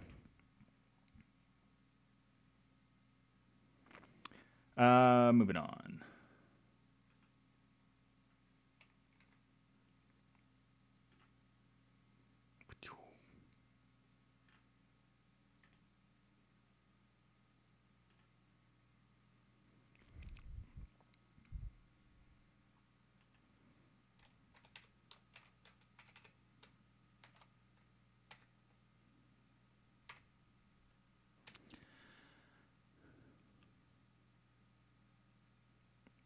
This week we saw a release for F1 2017 from Feral Interactive. This release was actually the first game they made that was Vulkan only. I need to make that a loop or something. Actually, that just ended. I think it actually closed too.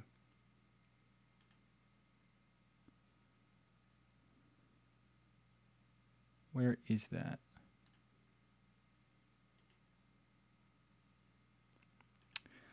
So that didn't work out very well.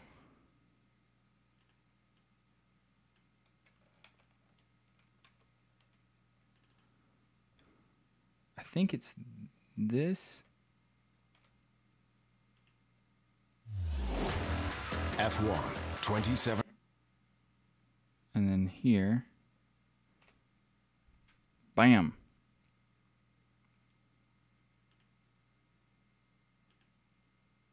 Wait, why did that go to that?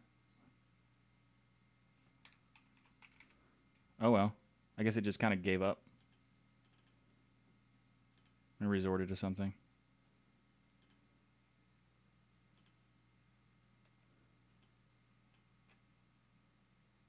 I did not mean to do that. Okay. Now it loops. That way it won't mess it up.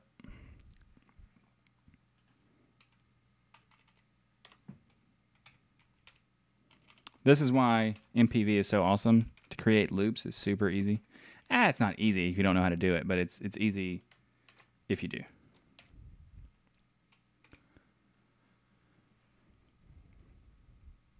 This week we saw the first Vulkan-only game released on Linux this week. I just said this week like 3 times. I'm going to do it again.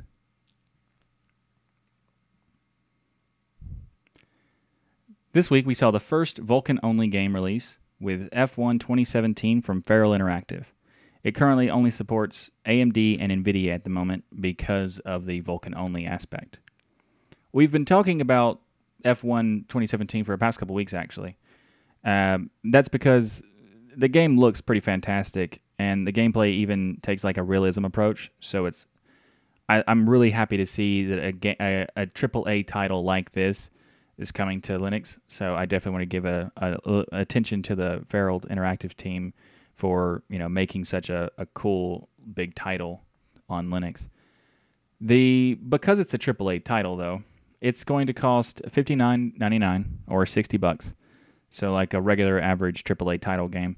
So that makes sense, and I definitely want to check it out. If you're interested in it, check the show notes for a link. And that's it. I actually might just wait for like the Steam sale that's coming out soon. Hopefully it's on there. If it is, then I'll definitely get it. If it's not, probably get it anyway, but later. Speaking of racing games, I need to do another thing. Wait, what?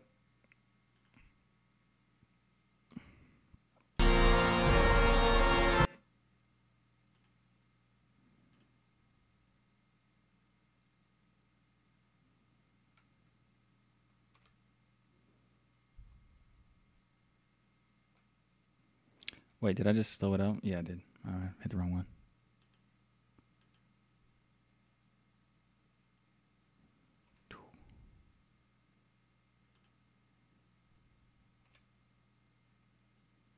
All right. So next.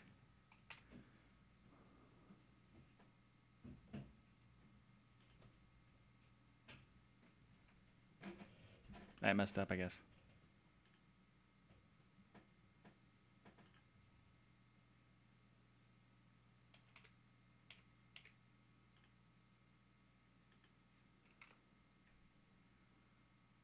Why is it not working?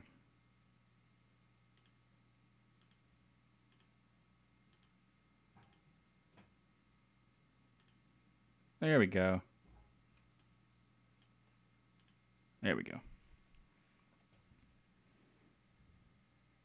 Why does it have drive trucks?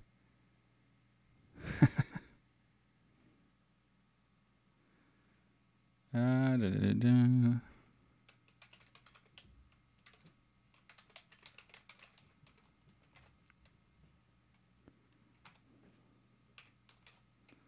$36.56.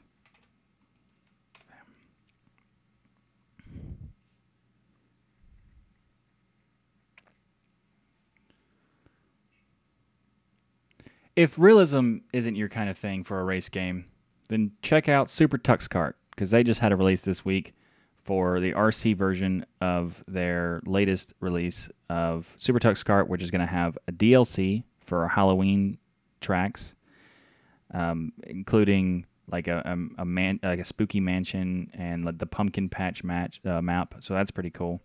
They're also introducing some new character models, including the Kiki from the Krita project.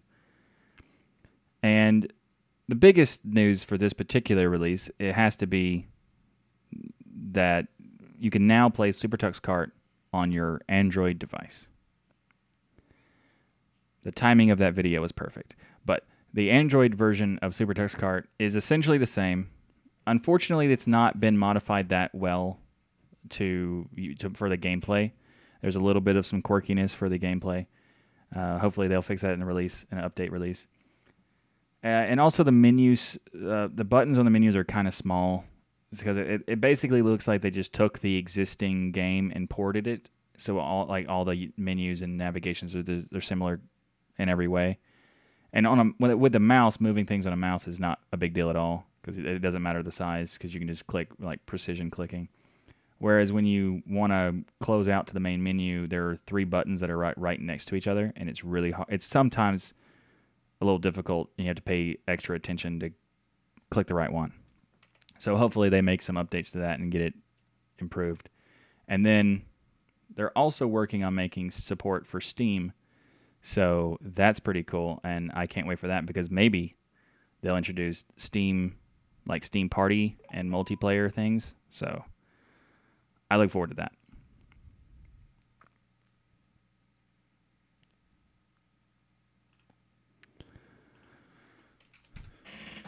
Bam. Someone sent me a message while I was doing that last part.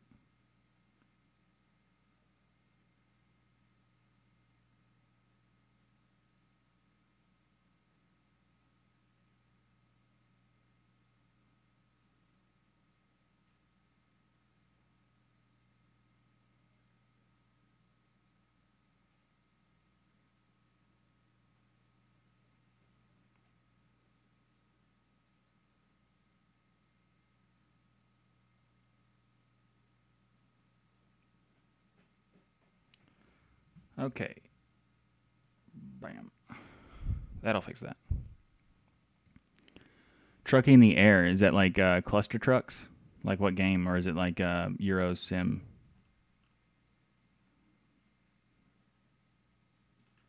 All right, next.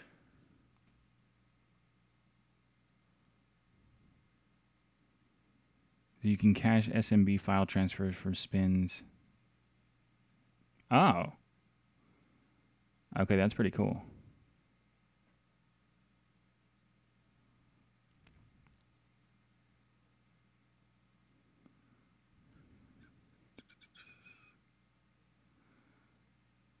I don't play that much killing games, actually, now I think about it. I mean, I don't have anything against them. I just don't typically play them.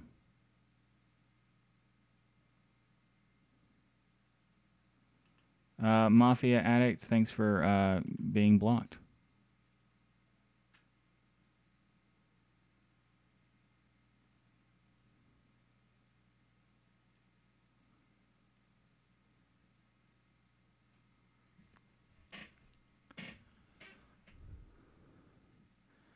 I didn't put it in the show, but Super Tux Kart is like... It's got some weird texture issues they need to work on. Like, it looks old. They need to work on that.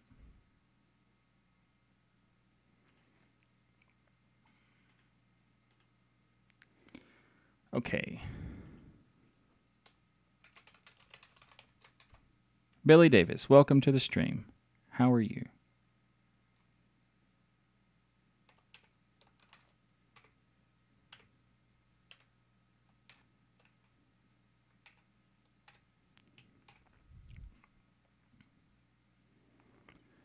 This week, you can get the Steam Link on sale for $15. The Steam Link is a device that allows you to stream your playing from your PC to a TV, for example, over your internet at your local internet, and it's pretty cool. It's only on sale for another couple days. Actually, I think it's the November 6th. Though there's no actual time stamp yet, so we won't know exactly when it's going to go off sale, but if you missed the sale for this week, maybe check back for the Black Friday sale that is going to happen later this month. It might be back on sale at that point, too.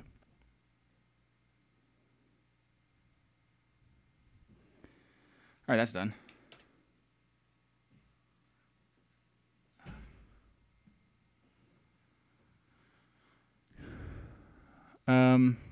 Super Tux isn't polished enough in terms of quality. I agree. There are some open source games that are fantastic. Like Xenonic is awesome. What do you play besides Rocket League? Bradley, I play... Well, there's Rocket League and Borderlands, Ultimate Chicken Horse. I'm gonna buy that Robot Roller Derby Disco Dodgeball because that looks fun. Road Redemption, that too. But mostly Rocket League. Hey, welcome to the stream, Vega. Appreciate you coming to the stream. I know it's not local. Local LAN is redundant. That's why I stopped myself from saying that. Local internet is enough. I don't care. I might even cut that little part off. I don't know. Is it the 11th? No, Black Friday is like the 26th or something. It's not always the same every year, but it's something like that. It's the day after Thanksgiving, or, U.S. Thanksgiving. But most things go on sale. Typically, the stuff on sale at Black Friday is all garbage, but the digital stuff that goes on sale is typically pretty good, especially the Steam sales. Those are really good. Billy Davis have never played Rocket League. It's quite fun. It's a kind of game that requires you to build skill before you get good at the game. So it's a highly skilled game, which for some people don't like that because it takes it takes quite a bit of time to develop that skill. But as far as racing games, you could check out the F1 2017 that was released this week. Yeah, Road Redemption's quite good. I do like that game.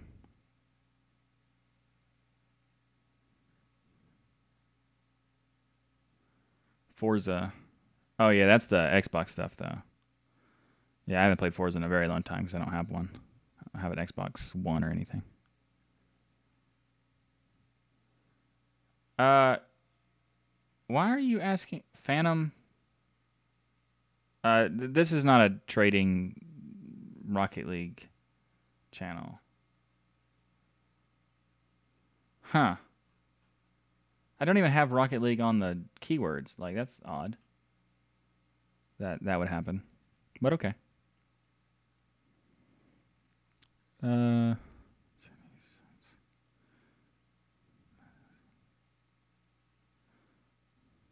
Oh yeah. Oh, that's some, I haven't looked at those sites in a while, so some of them look kind of iffy though. Like G2A's garbage. I haven't heard of the other ones.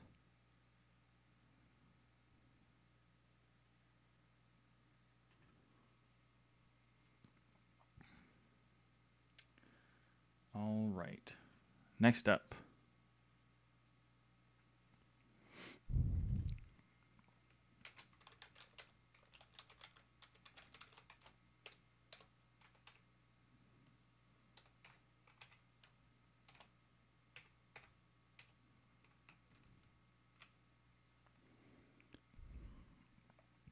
Next up in the show is Valve has announced that not really announced, but the stats for October 17th, Linux market share is down to 0.35%. And I've covered this particular topic in a previous episode, but I wasn't really clear, I think, because I went back and rewatched it before I decided to put this in the show. Essentially what it is this number means absolutely nothing. Like, it has nothing to do with Steam, like how many people play Steam on Linux or anything. Because Valve requests the hardware information periodically, not on like consistent monthly basis.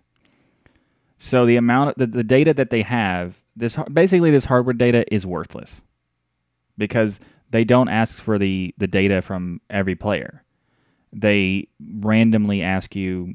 And in my case, last episode that this topic was on, I discussed how I've only been asked one time in the past, like 10 years of playing games on Linux. Well, technically 10 years total playing games on Steam and 6 years of playing games on Linux. That Steam's only asked me to give my hardware information one time. So they would only know that I was using Linux once. Really? Dog.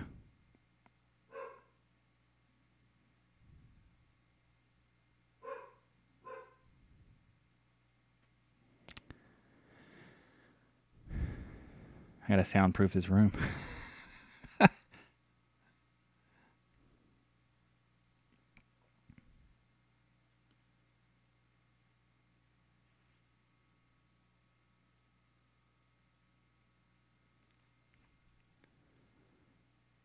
So they would only know that I was using Linux one time over the entire course of, my gaming on Steam. So the numbers that they offer are essentially just worthless because they haven't asked me what hardware I use in the entire time this year. So the odds that they ask a lot of people to actually have correct information is not very high. They ask Windows users quite a bit, but they rarely ask Linux users. So that's why the number is very low, because they don't request the information, and therefore the data isn't moving at all. If anything, people might not be playing more. Or, for example, what if someone is a Linux gamer and they turn on Windows once, and they play a game on Windows once, and then they get their hardware request then, and then they're counted as a Windows user. So, it's just problematic, and Valve really needs to fix that system.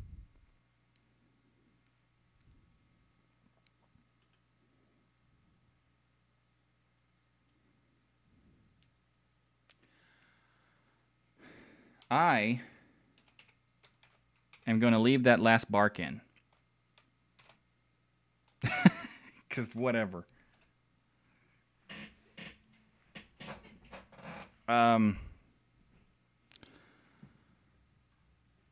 So I'm going back and read some stuff. Very sunny. Yeah, it is very. It's funny sunny here too. Was that card game in the Coin Up arcade years ago? Depends on what you mean. Bump and jump, maybe. Oh, Daytona. Okay. Yeah, that was the NASCAR one. I went way back, way years ago. When you use Firefox, don't they check what OS that you use? But that doesn't. I mean, that doesn't have anything to do with it. Like, there is a user agent that's sent to websites that some websites pay attention to, but most sites don't because it's pretty much worthless. But Steam checks it by when you're playing Steam, it says, "Hey, what hardware do you have?" And it sends a little pop up, and you say, "We detected this hardware. Would you like to send it into the survey?" But they've only asked me one time ever, and Andy said he's never been asked at all. So like it's problematic, and I covered it in the show mainly because people have been talking about it this week, and I wanted to point out that it's absolutely worthless and means nothing.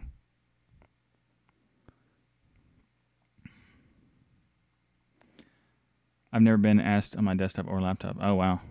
Fat Elvis, doesn't Ubuntu send metadata to Amazon? No, that has never been a thing. People said it all the time. Even back then, in 2012, it wasn't a thing. And Amazon was, the partnership with Amazon ended in like 2015 or so, maybe 2014, definitely 2015. And people still kept saying it. But no, it wasn't. They never did that. They had this. People said was that, oh, I see ads on Amazon ads on my system, therefore they're spying on me. Well, you're not really looking into what they're doing, because what they did is that they did annoyingly send stuff to someone, but it was themselves. So they sent your searching queries to their own servers, which were like a buffer zone before they ever got to Amazon. So Amazon didn't see directly into your system at all, ever.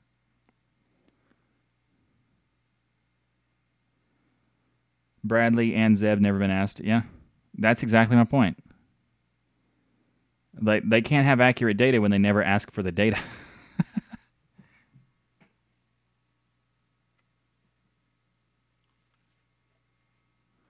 I've only had the pop-up ask me one time.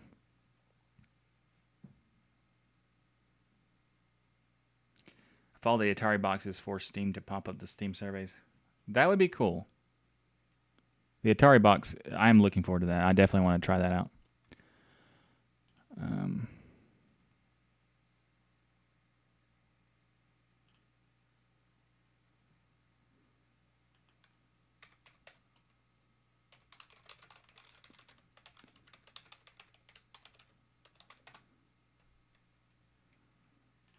All right. Retrieves draw from floor. Oh, you're talking about the Amazon thing, yeah. A lot of people made claims that weren't true. A lot of people hate on Ubuntu for nothing, for no reason. Misinformation and hyperbole, basically. Like, Stallman has been right about a lot of things. That particular topic, he was not right about.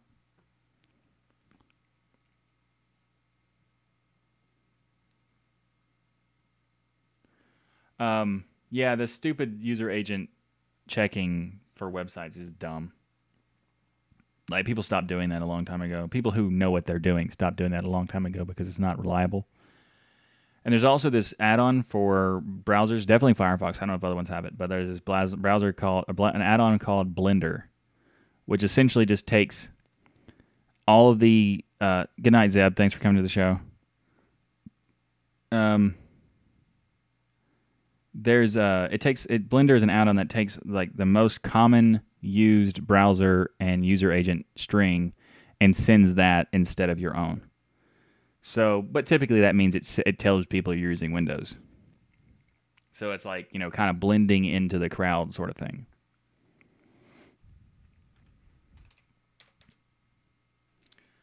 All right. Next up, security stuff. One good security thing and one just stupid, and I want to make fun of it. It does feel like they kind of want to keep it arbitrarily low for some reason. But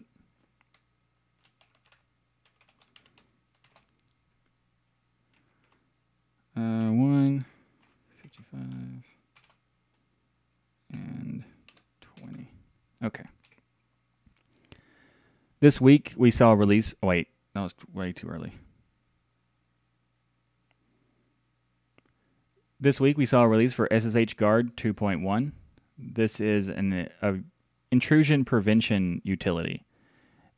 If you ever heard of fail to ban, this is basically the same thing. It's a competitor alternative to fail to ban. It detects people trying to get into your network and automatically catches them and bans them based on that. What they added this release was they added blocking an attacker's subnet, not just the main gateway. So that's cool. But there's two things that I want to address on this one because, one, they added a really awesome feature called SSH Guard Remote Service.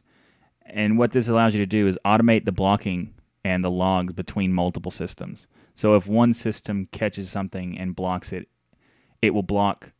You can have that same data shared across to another system using SSH Guard Remote. So you can have one block apply to all of your systems all at once. That is awesome.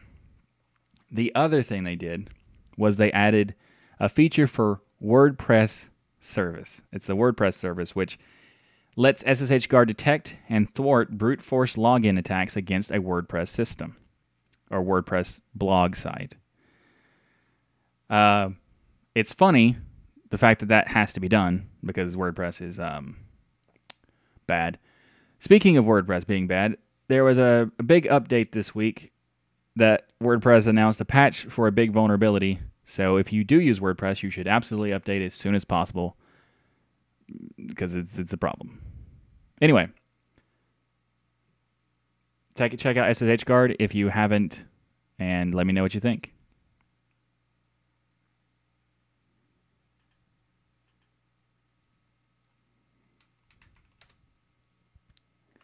I didn't have to make fun of WordPress, but it's perfect. A security tool has to make a specific thing for a system, a website system. Really? Come on. Terrible. WordPress is garbage.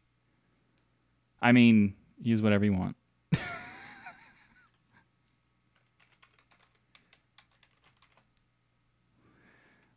See you, Billy. Thanks for coming to the stream.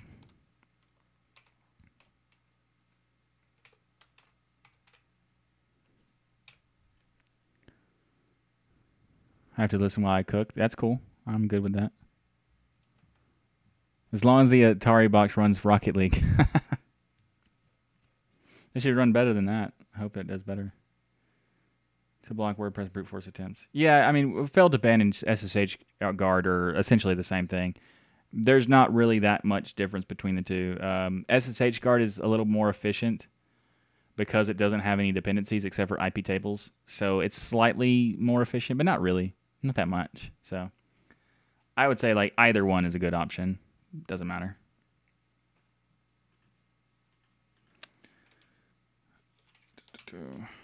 Okay. Next up.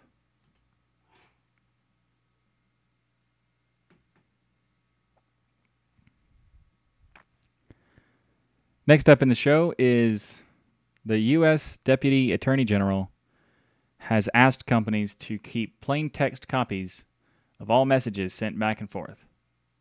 This is not really Linux related; it's more security related, but it's just so silly that I wanted to just address it because it just shows how little technology information people have in government these days.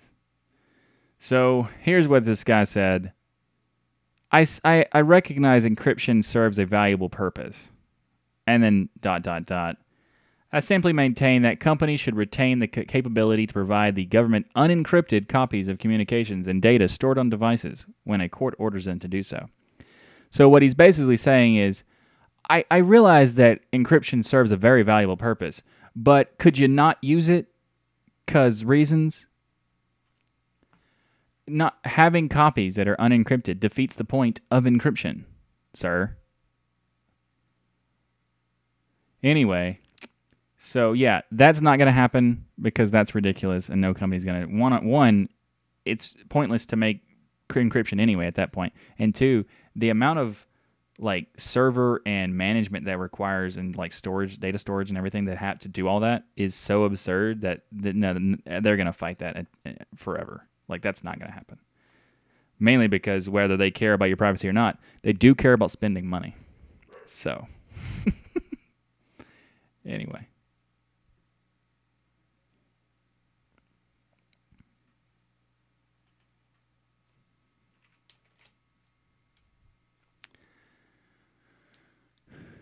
To basic auth brute force attempts on... Yeah, I agree with that, Andy. WordPress is not good, no. WordPress is not good for other reasons. Like, it's... The popularity it has is actually unfortunate because it's not that well designed. Their plugin system is absolute garbage. Which is sad, but...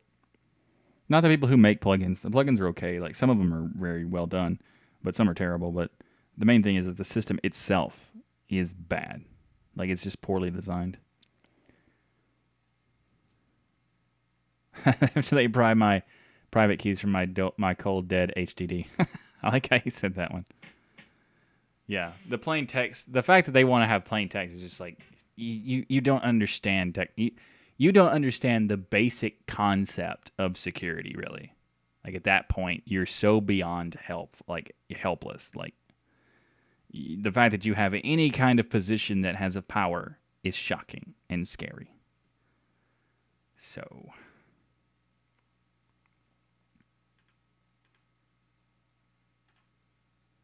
All right.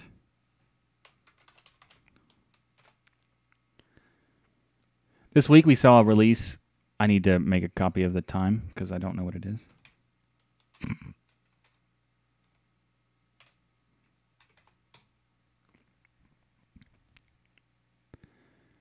This week we saw a release for Signal dedicated desktop app.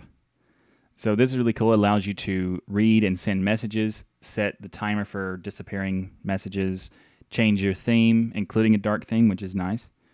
Import groups and contacts, check and verify encryption keys, reset a session, and it's something a lot more. It's quite cool that they released this. And the only caveat that you have to specify is they are using Electron to make this application. So it is not native. Although I don't really have a problem with Electron in general. And for this, it's kind of like, this is like a borderline fine usage of it, since it is a web communication tool, I suppose. So I haven't tried it, but as soon as I do, I'll let you know. I hope it's good. Because Signal has potential, and they've been promising this for a while, and it finally come out, so we'll see how well they did.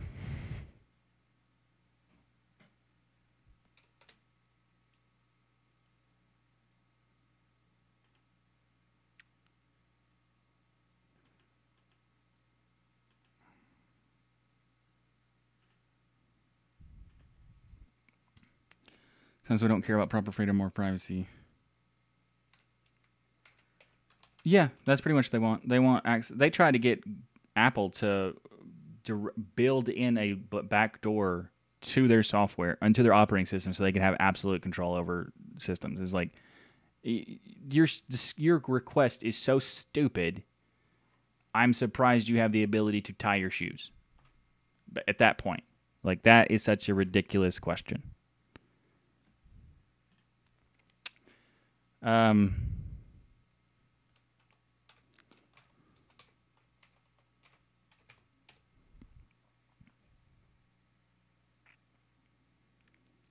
We saw a new release for Skype this week, Skype desktop app for Linux. The new version, it's Skype, basically. It has features that you expect Skype to have, voice chat, text chat. It's nice if you are a Skype user and you know people who use Skype from like Windows and you wanted to have conversations with them. I do appreciate that. It's good for them. But I don't care. I don't use Skype. I don't. So, moving on.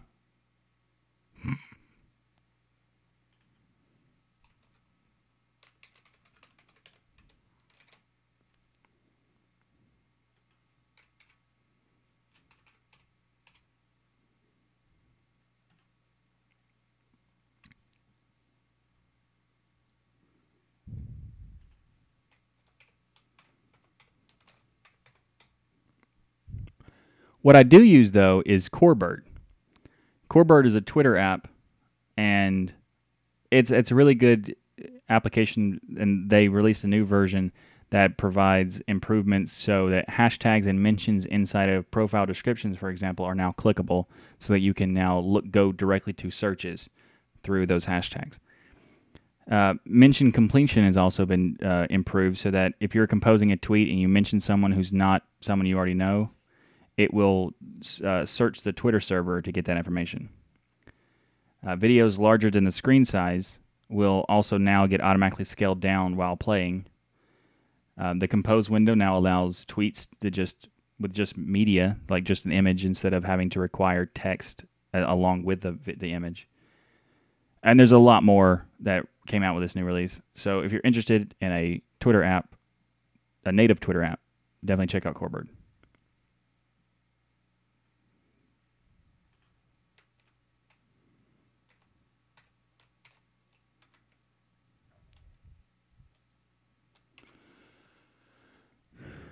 Um, 7 a.m. Wow, Charlie, I appreciate you coming into the stream that early, because you had to been here a lot earlier than that. Then Theresa May wants to give the government access to personal encrypted messages. That clown in Australia does too. Yeah. There's some idiotic people in control. Like, it's shocking that they'll make such stupid statements, and they know they don't understand something, and they just say it anyway. You know, consult people who know what they're talking first, right? That's what you should do. That is what a good business person does and a good politician does, is they admit they don't know everything, and they surround themselves with people who do know things, which is a pretty rare thing for politicians. Is an Electron just as bad as .NET? I would say no. Because Electron is native, whereas .NET isn't really. I mean, kinda, but not really. But Electron apps are native by default. So you can, like, they're native, but they have a browser runtime. So it's technically native, but also kind of not. But they have Linux support. And in certain cases, they're fantastic. There's some, if it's a tool that forgot what it's called, Turk maybe, that is a wrapper for Evernote, which is really cool. Pigeon off the record, yeah, I do like that. Say yes to government. Oh, I mean, they probably say yes a lot. I mean, a lot of companies do say yes. But there are certain things, like, they have more benefit to not comply with this kind of discussion, like this request, because it's so dumb. Because, like, it benefits them more. Thanks for coming to the stream, Rose. I appreciate it. See ya. Discord is also made for Electron, and it actually is pretty good. Surprisingly, Discord is pretty good. Hello, Eris. Thanks for coming to the stream. I got most people on just from Skype to go to Wire. That's cool. I do like Wire. It's pretty good. And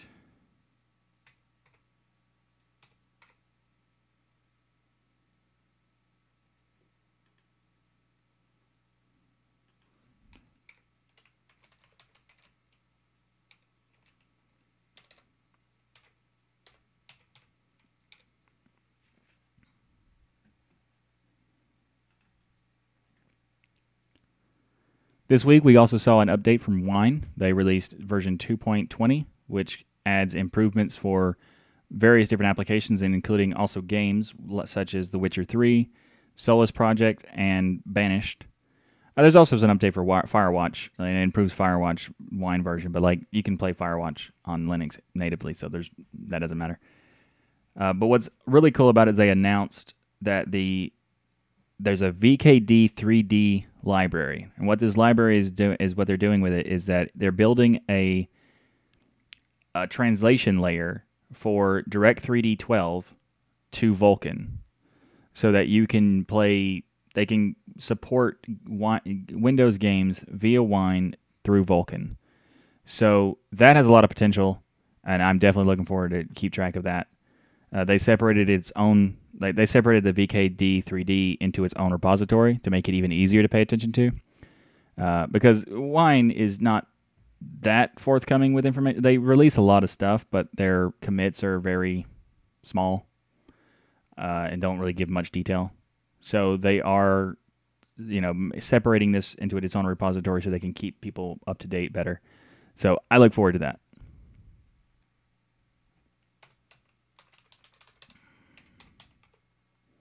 Really?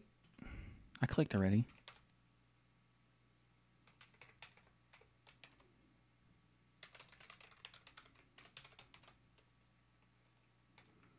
Two.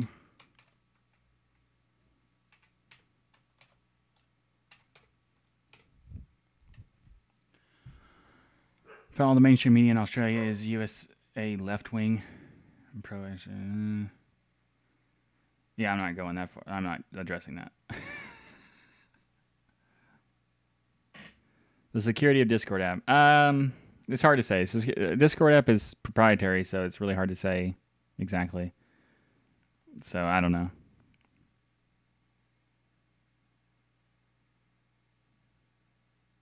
That would be amazing if Patrick Stewart guests on the Orville. That'd be amazing. Stupid, but amazing.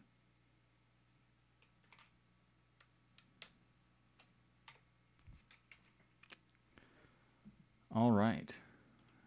Next up. Actually, last up, really.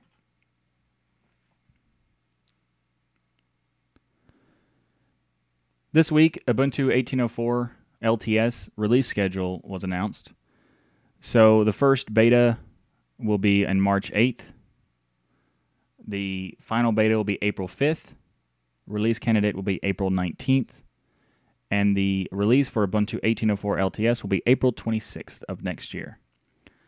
I didn't mention the alphas because sometimes Ubuntu doesn't participate in the alpha releases. So, we don't know if they're going to be in those, but they typically are always a part of the betas. So,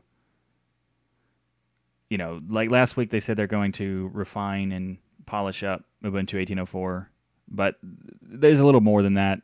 Like, I want to see if they're going to keep Wayland or not. Probably not, because all the weird hardware issues that it has with it. So, anyway.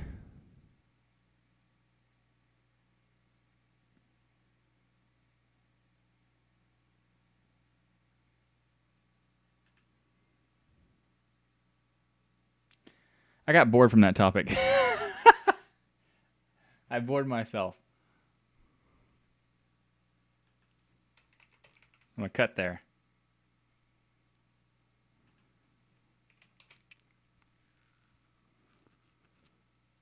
All right. That is a show.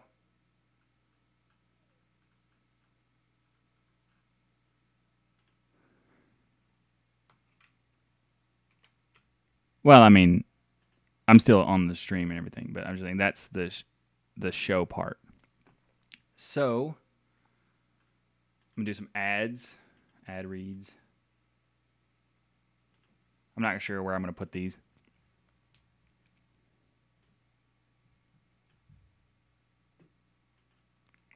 So we'll see.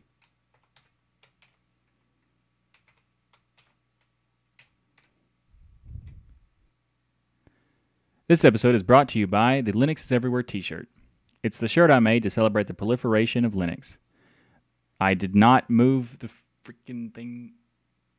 There it is.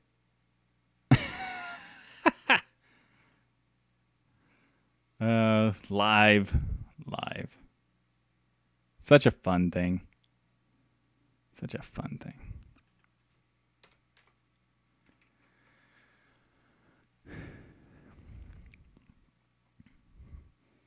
This episode is brought to you by the Linux is Everywhere t-shirt. It's the shirt I made to celebrate the proliferation of Linux. The concept of the design has Tux blended into the background to convey the message, even if you aren't aware that Linux is there, it probably is. The shirt is available for shipping from North America and from Europe. And I already have one. You should totally get one too. I probably messed up the microphone recording there, but meh.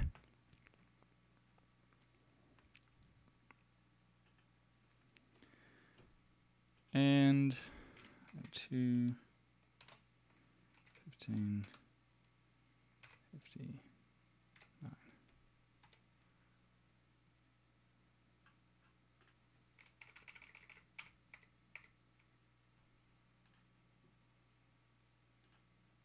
Oops. Here we go. Where is it? There we go.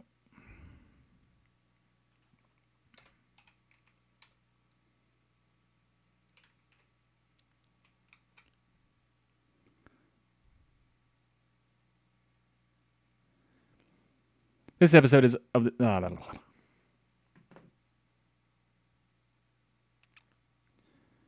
This episode of This Week in Linux is also sponsored by the TuxDigital community, or to be more specific, the patrons who help with the expenses of the show in the TuxDigital Patreon.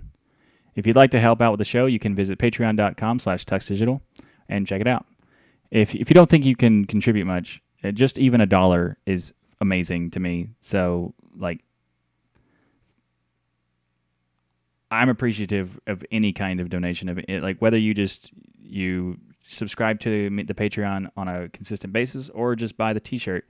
Either way, I really appreciate it.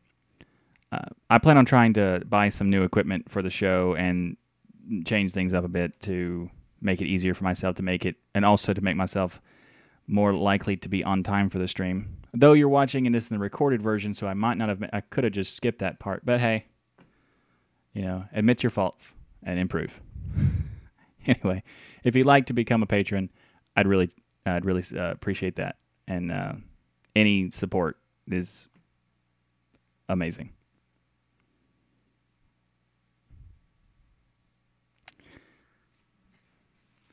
Do you have a PayPal also? I do have a PayPal, actually.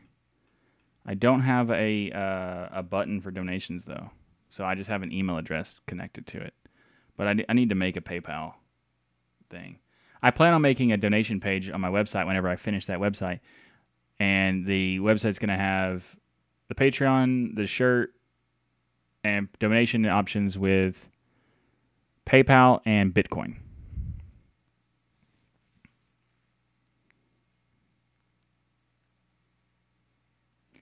Did the dogs bark again while I was recording something? Because I zoned it out, like if they did. I'm going to scroll up. And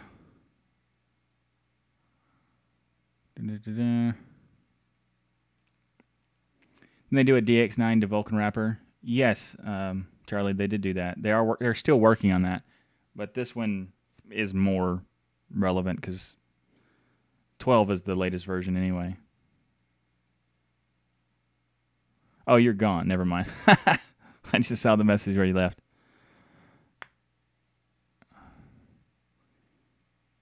We see the dogs now. Yeah, sure. Rocco. Wood Beast, I don't really have a preference of however you want to help out is cool with me. I mean, if you like the shirt and you want the shirt, then that'd be cool. But either way, however you want to do it. Like any support at all is amazing because I when I first started doing stuff, I never thought anybody would want to watch my stuff, much less want to support me like financially to create the stuff. So, I mean, at this point, I'm already amazed anybody wants to even consider doing it.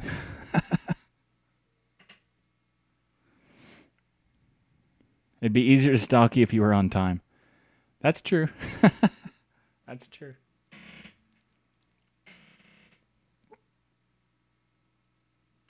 Mm.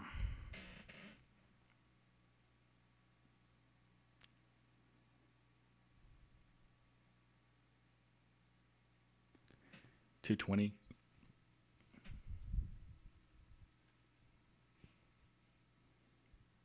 Nah, that's weird. Mm.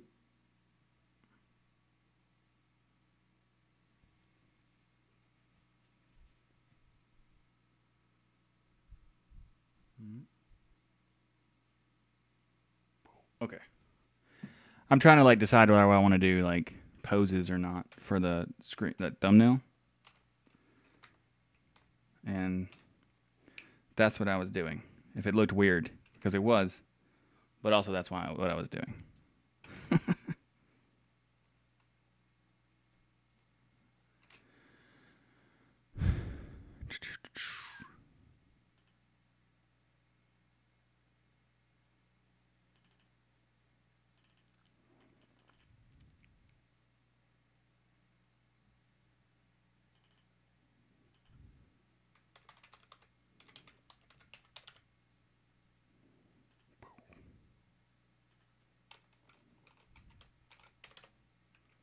Okay.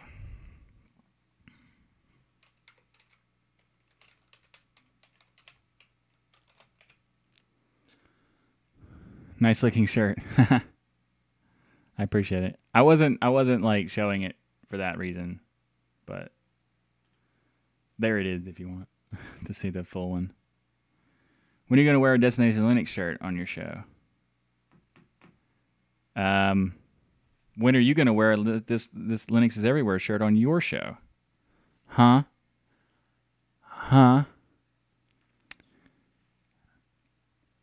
And yeah, Woodbeast, go ahead. Anything.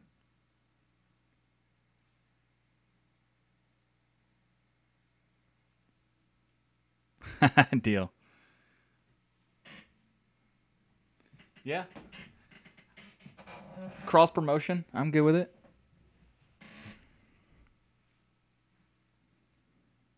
Throwing shade. No, it's not shade.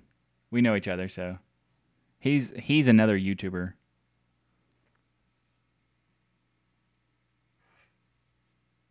He's giving me a little bit of a hard time though, so I can wear either shirt.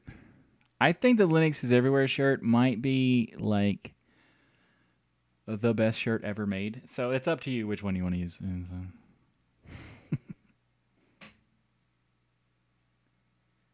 We have 2 shows. Aris, I'm not sure what you mean. When are you guys going to do your show nude? Probably never. I'm not going to say never because you don't know what could happen in the future. But probably, most likely, almost certainly, never.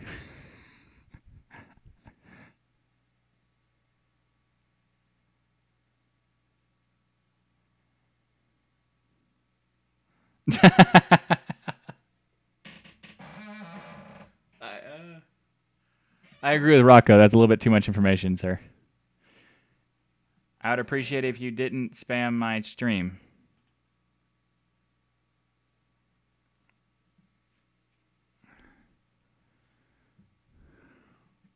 He said I'd appreciate you. Blah, blah, blah. You know, look at my stuff. I'm spamming. So I blocked it. If you're curious.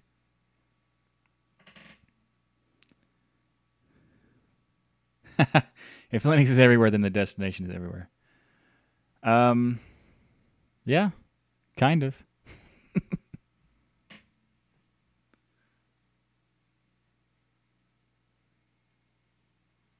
The journey is just as important as the destination.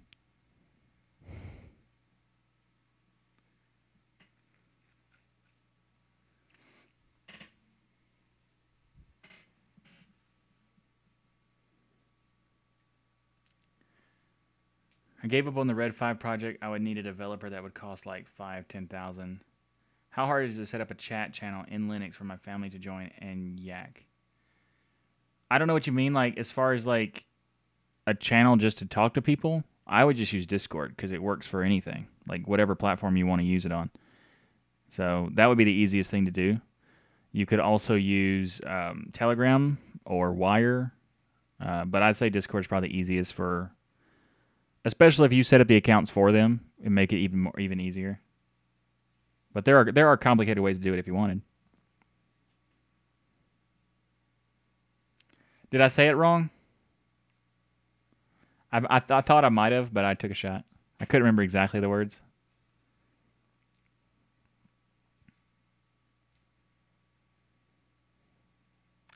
Actually, what you're saying, the journey is just as important.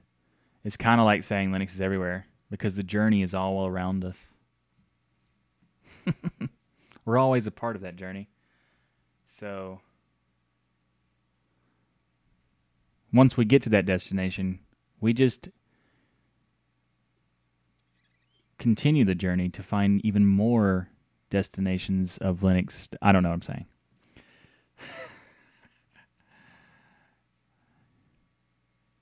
You didn't miss the dogs because I didn't bring them in. As soon as I bring them in, they're going to start like barking at me and wanting me to feed them. I already fed them a couple hours ago, but they're going to do it again. Because when I lock them out, they always do it. The Ubuntu Cafe has dogs. Okay, that's nice. What's more important is that they don't have me. And that is the key. And they don't have someone wearing their shirt. Yeah, they should be wearing my shirt. You should say, hey, Ubuntu needs to wear the Destination Linux shirt. Is this the Destination Linux shirt, or is this no. what kind of? Because I'm wearing the Linux is Everywhere shirt right now. You should be, but I'm saying they should use that. They should have the Destination Linux shirt on some of them. Like half of the people on the stream should be wearing that, and the other half should be wearing Linux is Everywhere shirt. What is the Destination Linux shirt about? What's it all about? I think it's just the logo, Destination Linux. Okay, where can I find this Destination Linux shirt? I have no idea. I think you can buy the mug. Maybe it's the same spot. Maybe it's the same thing. Maybe it's teespring.com/Destination Linux or something like that.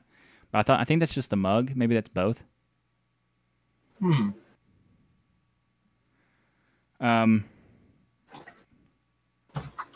Yeah, I mean, Discord has IRC aspects to it. I mean, if you just want IRC, then IRC is fine. But it has IRC, but also has like Skype abilities for voice chat and video chat, even if you want to. I knew you were kidding about the shade thing. I was just giving context if you didn't know who he was. Rocco actually just linked me in Telegram. It is at teespring.com/Destination Linux. Right. So I also just sent Michael to know. I just sent you over Telegram the picture of me in my Linux is Everywhere shirt. Nice. Got that nice little shirt. I actually got it yesterday, a day early. Perfect. Are you on the cafe thing right now? No, I sort of ducked out for a little bit because I looked over to the window. I'm like, hey, that's the Linux is Everywhere shirt. Hey.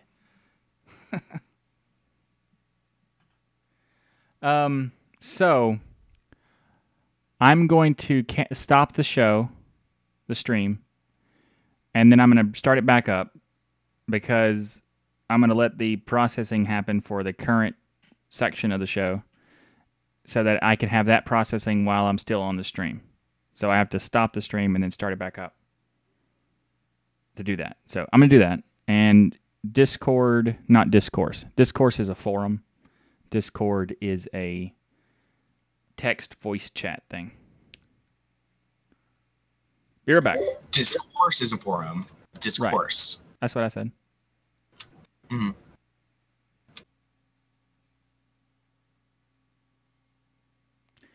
It should be back on.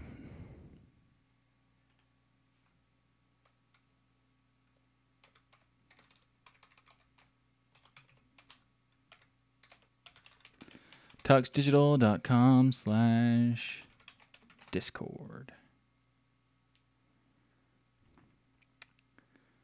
All right. So the processing has commenced.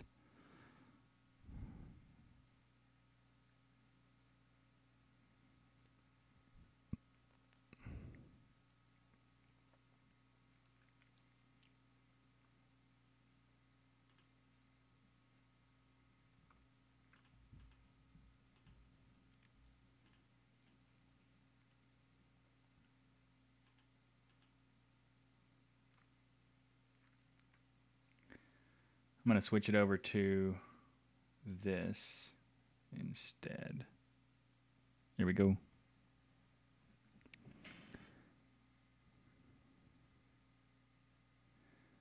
It's corn and just wants fish sticks.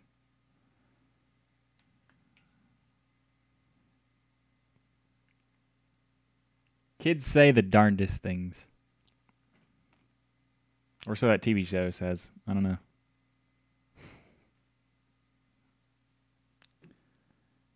Boom. That's done. Okay.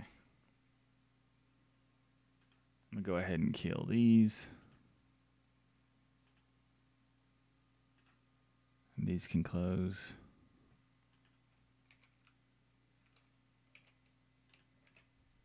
All right.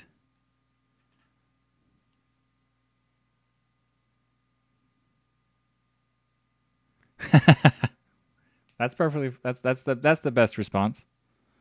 Make him clean it up and then just give him fish days.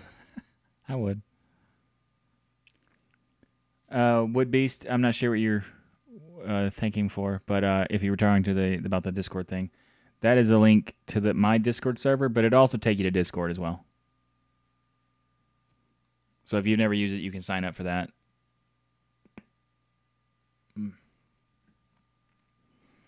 But Discord is proprietary, so some people don't like that. But overall, meh. I'm okay with it. If it provides a good service and it supports Linux, then it's fine with me. I would prefer it be open source, but it's not a requirement.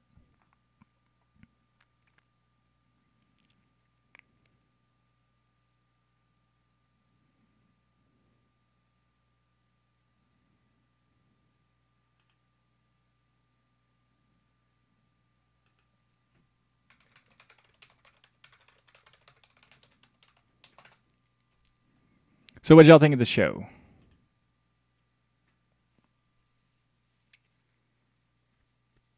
Too many topics?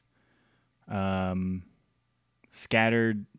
Would you like it better if I tried to run through certain topics in a big group, or do you like it how I split it up topic by topic so then we talk about the topic afterwards, or how do you like the structure?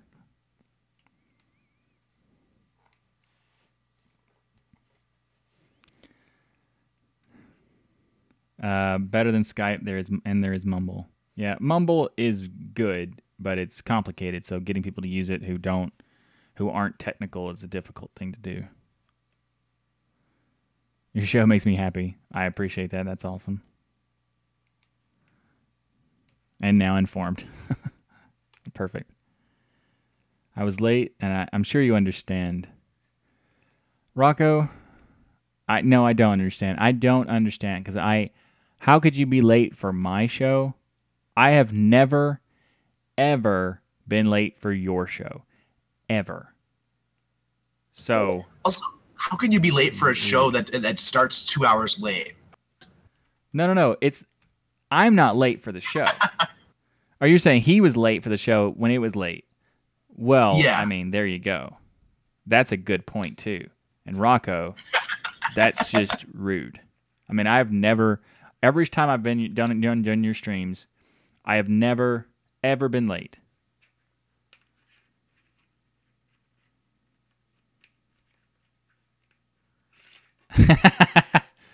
Yes, there's quite a few lies in that statement. A lot of those statements. Yep. I think I've been late. I think I've been on time for your show once ever.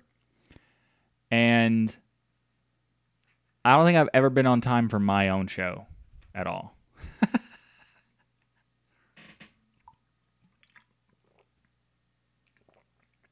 SSH card stopped my proxy server. Yeah. You might have to give an exception to it or something. That's pretty weird.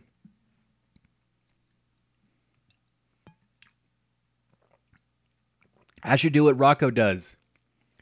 Rocco doesn't give you a time when the stream's going to start. He says, 10, 10:30-ish sometime. So I should do it. I'll change it and say that my show will now start at, like 1 p.m., maybe like 4 p.m. It depends.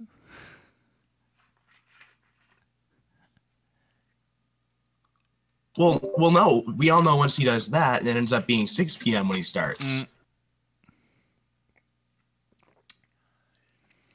I would argue with that if it was not true. That is probably true. Next week, I will be on time. Last week, I said I might be, and I wasn't. This week, I will guarantee it, 100% guaranteed, I will be on time. Sure. I had a really weird sleep last night, and I have no idea why. Like, I went to sleep at like 11 in order to get up in time to have like a couple hours to prepare more prepare.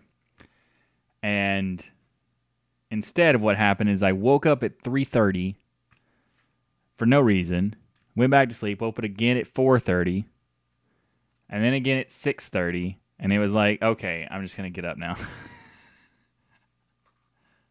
But that's still 6:30 in the morning. Like, how long does it take to prep for the show? A lot. It takes like 2 hours just to get it. I don't really want to like complain about it or anything, but like as far as like getting, I go through about like, how I find all of these different topics that are some of the topics I cover are covered on news outlets already on other shows. Like, I mean, not other shows, definitely not other shows, but other websites. So like OMG Ubuntu or Softpedia and stuff like that. They cover these things. But a lot of things they don't cover because I find them and don't tell them until I do the show. When I send them a message. But so there, I do some like exclusive stuff like that. The PyTac thing that has never been anywhere else because the guy posted it today. So I can guarantee you no one else has talked about it, and I'm paying attention to all this stuff. So like, I go through about like anywhere between 500 to 800 top items of news to discuss on the show, and then narrow that down to 20. So it takes a lot of effort to, organize and categorize everything, and then also like give rating system to what's more important and things like that. So there's a lot to do, and that's just collecting the information, like the articles to do. Then you also have to add like, I have to make visuals for each thing, so I have to have like a link or a video or something displayed on the screen. And also, I have to modify each layer that has the text for like what the topic is, and add all that together. You're looking at like at least 10 hours of work, maybe like 15, all added up. So then, then why do you say it starts at that time? Then like, if it's gonna take you more time every time. It's not going to take me more time. I say it starts at that time because I'm going to eventually get a system where it will start at that time. So the people who start later in the future watching will be like, "Oh, he's never missed it. He's always on time." And only like the original people will be like, "Yeah, that's not true." So all right, I guess. All right.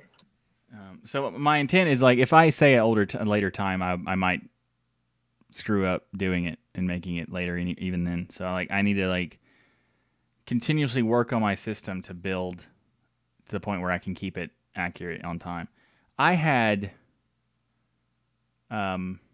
used to take like 10 times more, maybe. Maybe not. That's exaggerating. At least twice as much, maybe 3 times as much. So anywhere between like 20 to 30 hours of editing the show when I wasn't doing it live And you would think that makes it easier, and it is not for me. Live makes it easier for me, and I enjoy the live more because I get to talk to people and stuff. So, like when I was doing the non-live, it was actually kind of frustrating because I would be like doing too much, trying to do too much, and also like getting in my own head type of thing. So the live stream is actually pretty good for me. I prefer it.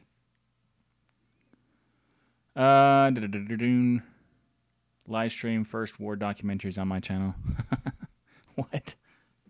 What does that mean? I'm not going to kick you because I don't know what you mean, but it looks like spam, so I'm just going to delete it.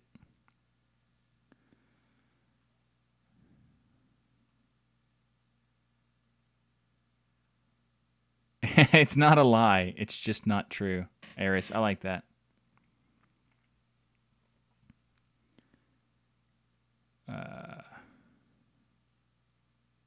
TuxDigital, he's never late. He's just never on time.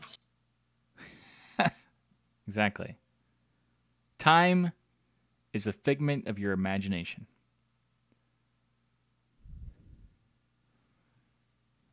Another good show. Shader, thanks. I appreciate that. I'm not sure if you're still here, but if you are, I appreciate it.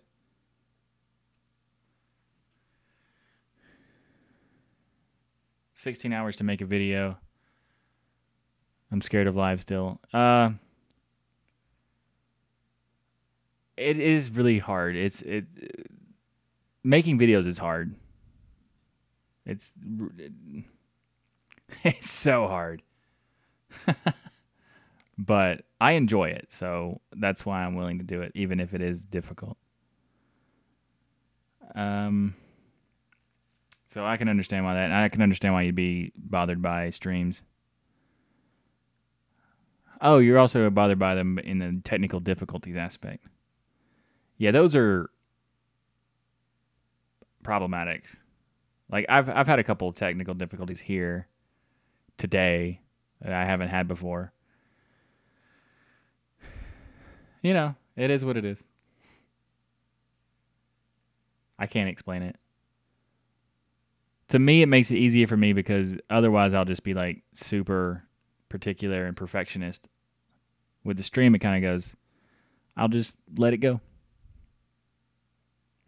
Somehow. It was easier being a model than a YouTuber. I believe that. I wouldn't know from experience, but I would believe that.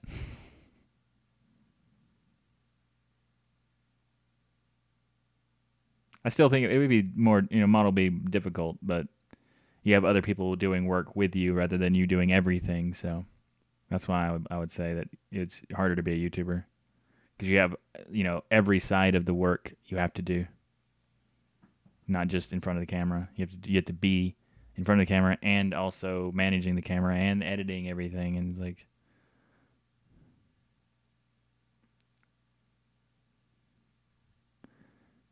Tux is so cool, we wait.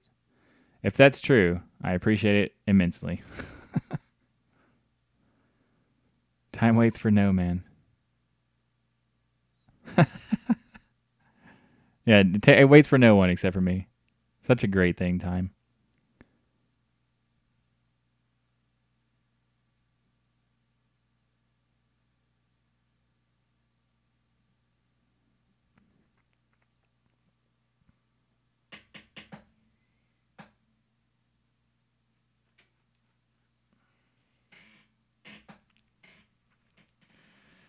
Before I got on the stream, I ate a burrito. A bean and cheese burrito.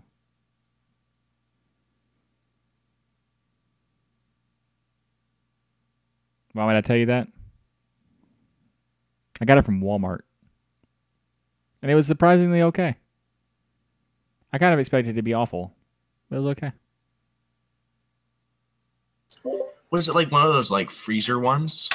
Yeah, it was one of those like it was a refrigerated version, but it could be frozen too. But it was like I only ate one because it was like it was the extra large burrito. Oh, okay. And I just wanted to try it. like I'll buy weird stuff and try stuff. Like I like trying things because experiences and stuff. So I'll try all kinds of random things that I might not like and eat it anyway. Mm-hmm. So I'll eat like hot sauce and stuff that I've never tried before, just cause.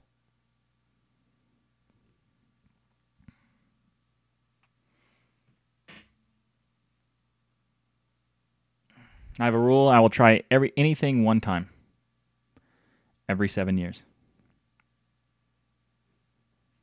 Why every 7 years? Why not 8 or 9? Like why every 7 years?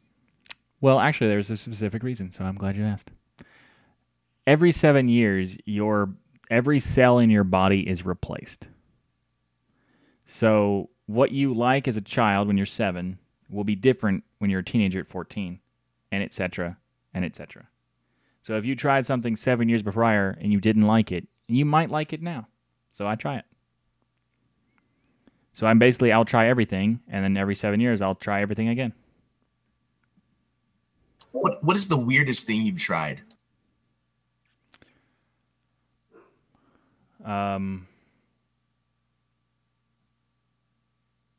Chocolate covered crickets, I guess. That's pretty weird. Really? Yeah. What's that all about? It's just some weird novelty thing that people make. It's not very good. But, I mean, I'll try whatever, once. I'm not going to enjoy that. Like, I didn't enjoy the crickets. I never had grasshoppers, but, Thomas Traeger in the chat was like saying grasshoppers are delicious. And I'm like, I would try it, but not typically. Although I'm vegetarian now, so I might not for that reason. Not because of the whole meat animal thing, but because of I just enjoy vegetarian food more now. Why is it my favorite foods have been my favorite since I was 3? It depends on what those are. If you list those 3 out, I will take a guess at why they might be. What's the 27th worst thing you've ever eaten? Let's see.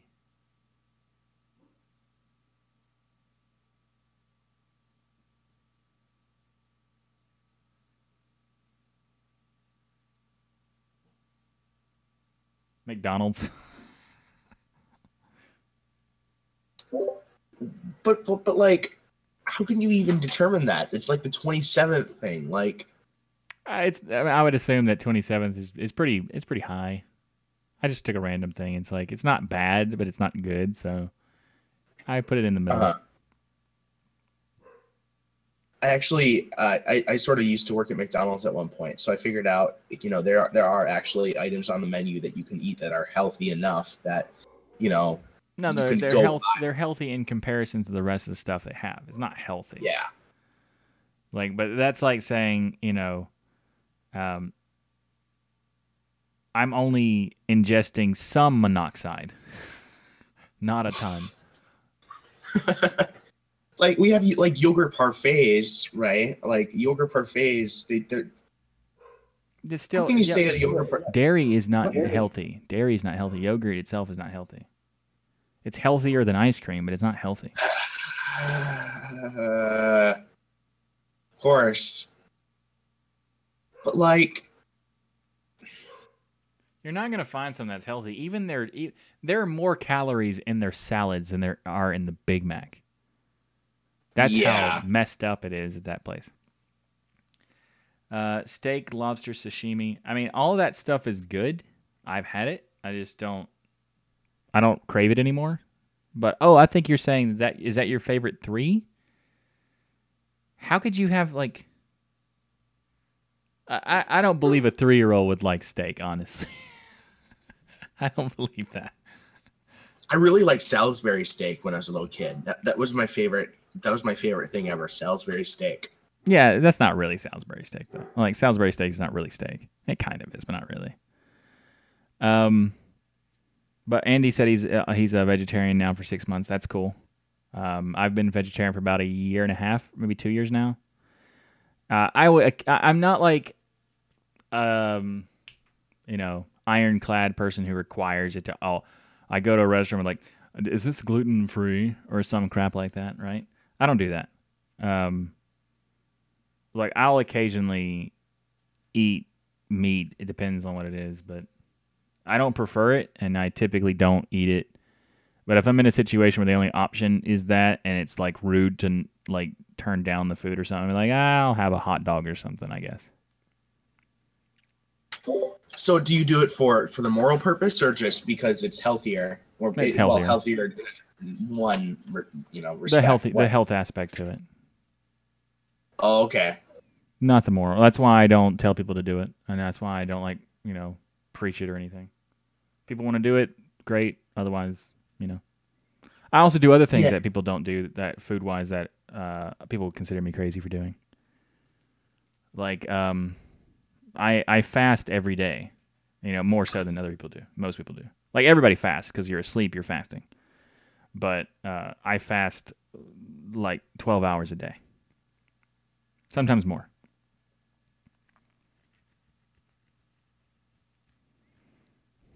But but in a lot of cases that isn't like, but like, I don't think that's unusual. Most people don't do that. I think it's very unusual.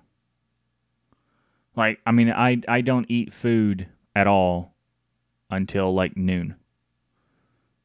And then at like 10 at night to 12, like to midnight or something, somewhere around there, I'll not eat anything after that. So there's at least 12 hours where I'm not eating anything. So every day I'm fasting for at least half the day. Oh, okay. And I think most people would say that's weird. Your dad ate out every night, and that's why you had a large variety of stuff. Okay. That's interesting. I only eat meat as in beef and chicken that is grass-fed, no antibiotics. I don't think that matters anyway. I think antibiotics are people. It depends. Like there's certain levels where it's necessary, and certain times it's not.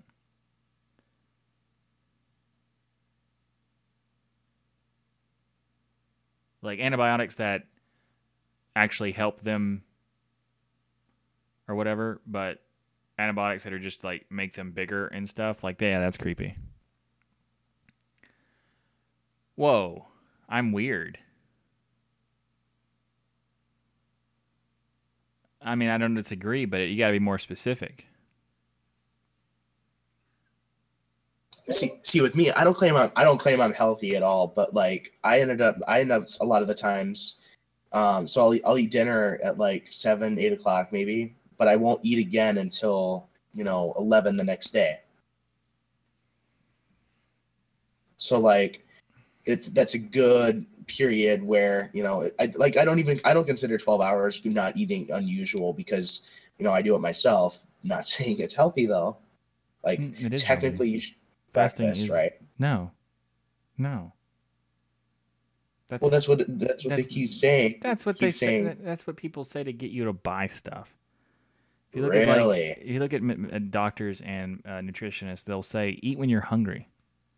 If you're not hungry in the morning, don't eat. It's not a big deal. If you are hungry in the morning, feel free to eat. But don't force anyone to eat if they're not hungry. It's logical, I guess. But some people are like, I don't eat.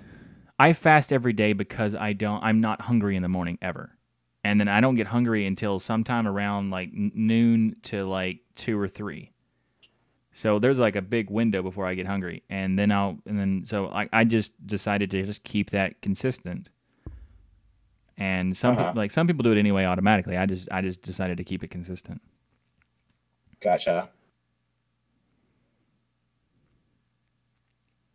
I don't actually use Hannah Montana, so there's that. I'm less weird. Okay. And there's nothing wrong with vegetarian. Vegetarian, I think the vegetarian who people are like, I only even brought it up because someone asked me if I would try something, and it's like, it's eating meat technically, so I'd prefer not to. I didn't even bring it up just to tell you that because that's weird, and people who do that are annoying.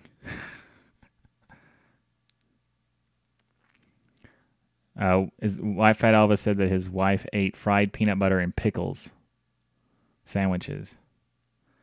Yeah.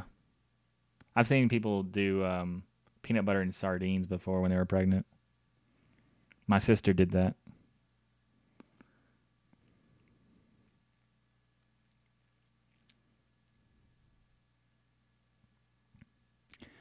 The small bone thing is not really a thing either. My favorite thing is the MSG thing, where people hate MSG. MSG's in everything. It's awful. It's actually good for you, and it's not dangerous at all. And in fact, it makes things taste better. So anytime there's like saying like we don't have MSG in our stuff, like if it tastes good, they probably do. But it's also a naturally occurring thing in your own body. So like, who cares? I can't fast. Oh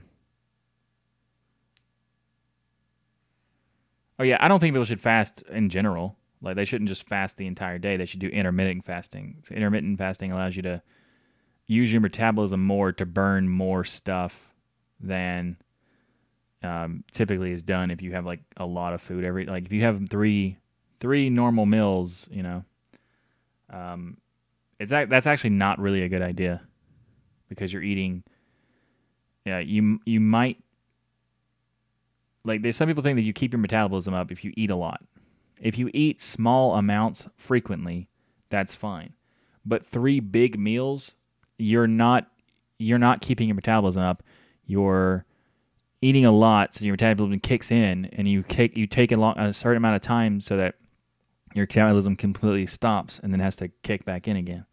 So you either don't eat much at all, like eat half the day, and then eat like snacks inconsistently, or eat frequently, like every 30 minutes or so, some small snack, like a granola bar or something like that, and then that will pick you back up and keep your metabolism constantly moving.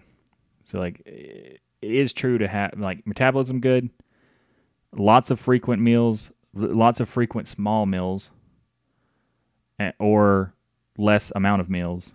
Either one of those will be better than the typical 3 hearty meal things.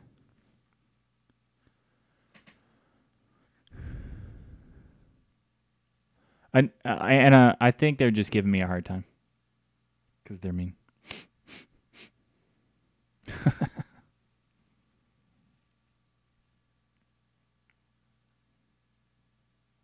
Bye, Rocco. See you later. I won't be late like TuxDigital was to his own stream. Bye, Rocco. I will make sure Simon is late to your stream. How will you make sure I'm late to your? I did it last week. Thank you. Well, then you were late as well. That's okay. You take one for the team. Oh, but no. People expect you to be late. They expect you to be late. Like exactly. I get a pass. You don't. No, but like we don't give you passes. You're always late to your own stream, and we always give. Yeah, y'all give me a hard time for it, but the benefit of it is that I don't mind the hard time. So when people are making jokes about it, it's like, yeah, it is what it is. It's happening. I'm late. At least I said, hey, guess what? I'm gonna be late. I didn't like just let the time come. You and all didn't of a say sudden, it until after the fact. That's not true. Look at it. I said I might be. No, you look at it. I said I'm gonna try to be on time, and I said I'm gonna be late 15 minutes before it actually started. I gave notice. I gave notice 15 minutes or more every time that I announced it. Feel free to look it up. You metabolize too quickly, can't eat a lot in one sitting. That's actually good. If you just constantly you graze small amounts, then it's perfectly fine. That's a healthy way to eat. There's a lot of people who have that situation, you know. Like, and the main thing is that when people say like nutritional tips, it's like, you know, do what works for you. Just because someone else says something, that doesn't mean it's going to work for everybody. So that's why I don't typically say, you know, I'm a vegetarian. You should do what I do. It's like it works for me. So.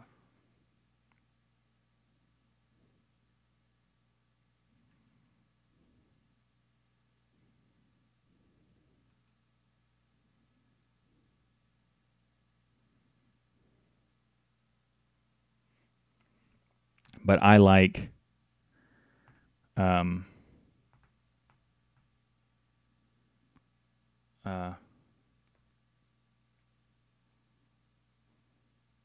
I mean, I like vegetarian food. Like I eat a lot of different like kinds of nuts and stuff, like mixed nuts and stuff. Like, so my snacks are almost always nut something. Macadamia nuts are awesome. Almonds too. Pecans too. Everything. All kinds of nuts. Good. Like them.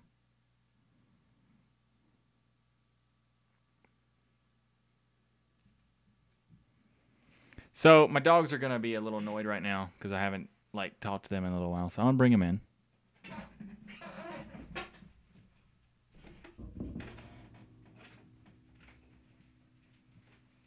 Hey, dogs.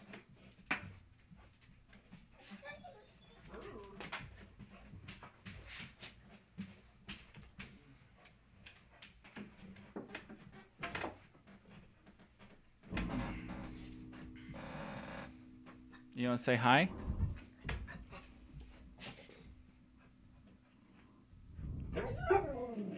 Layla. Hey. There's Layla. Goblin.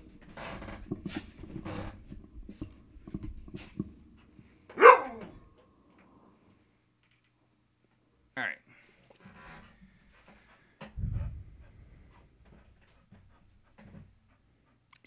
right. Candy, I'm not going to respond to that question at all.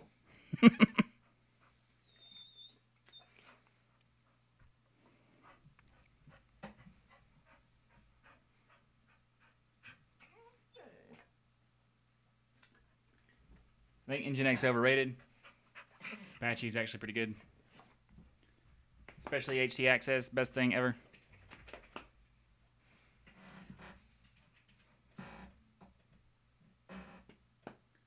Hey, buddy.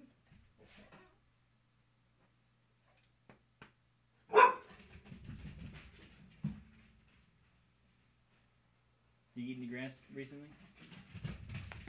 Did you eat any grass recently? No? Okay, good. Good. They want some food. I'll be right back. Come on.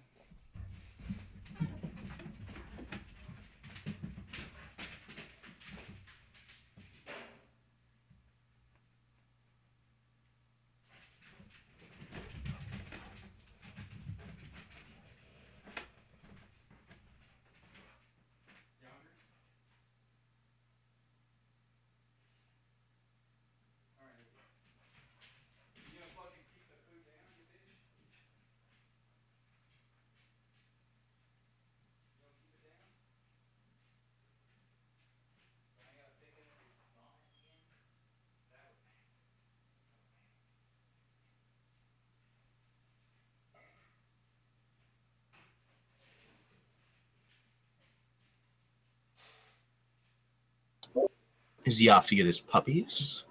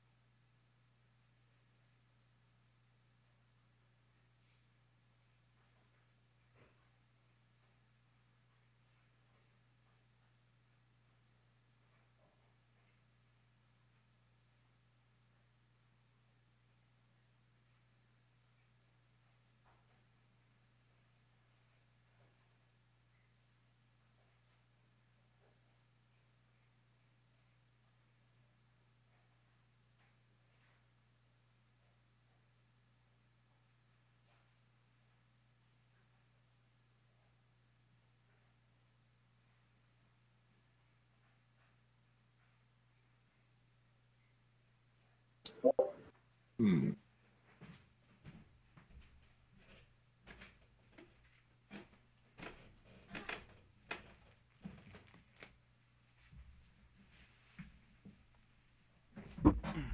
I have returned.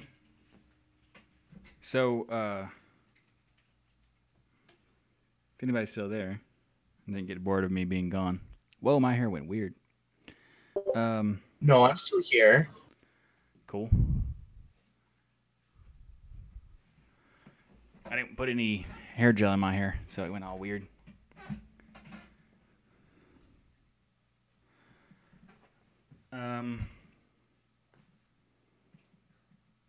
Speaking of weird things that I buy, because I see them and I'll try them. I got these.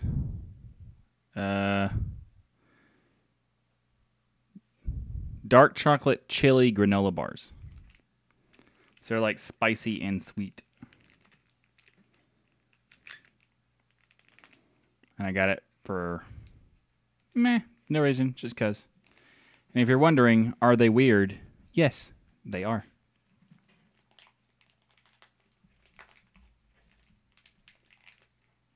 Nah, dude, you can't have one.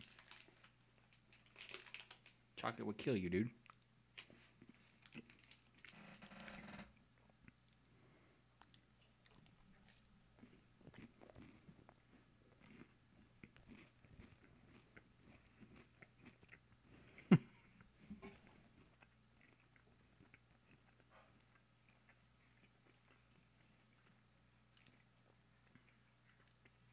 They are surprisingly hot for chocolate bars.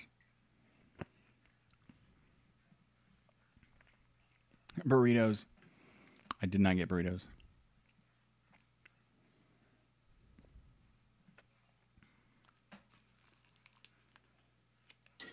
I've never actually had Coding Commander said in the chat. I like dark chocolate Godiva bars or whatever with raspberry in the middle. I've never actually had those, but I've heard they're actually pretty good. Oh, Godiva bars, yeah. Those sound good.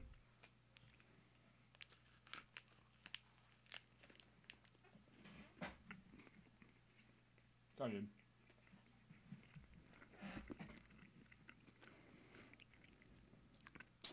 TuxDigital completely uses Hannah Montana Linux. That's all he ever uses, right? Y'all are weird. Right? No.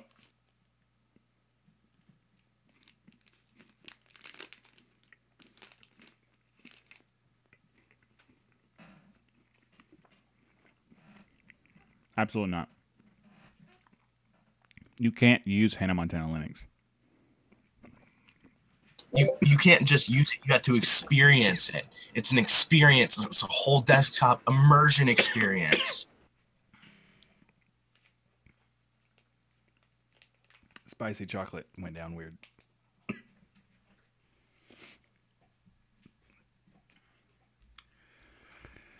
It is basically an experience, but it's more than that.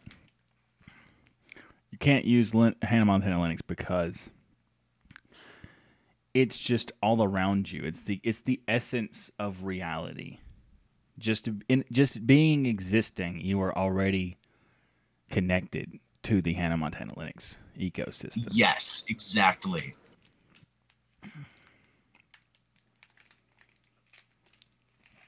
All the things they say they were bad for you turn out to be good. It depends. Like, it's bad for you to walk out in front of traffic. That's pretty accurate. But to answer the real question, Anna, I use two distros. One is KDE Neon, and the other one is Antergos with KDE.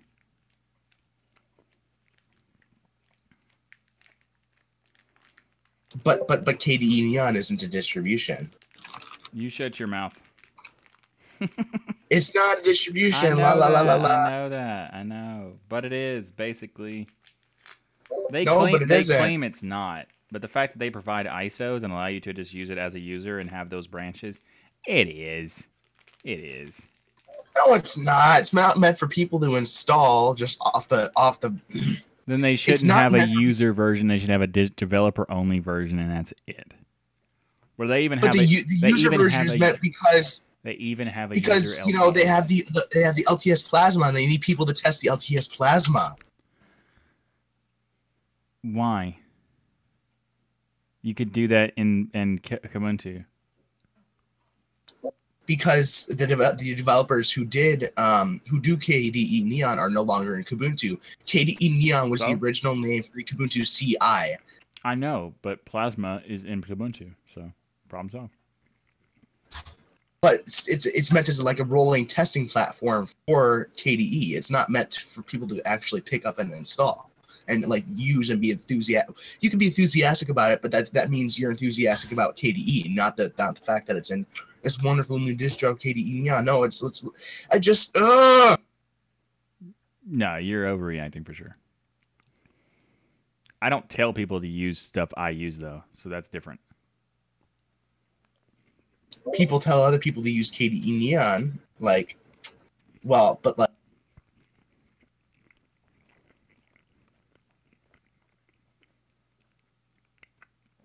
I tell people who are technical savvy and already know how to use Plasma to use Neon.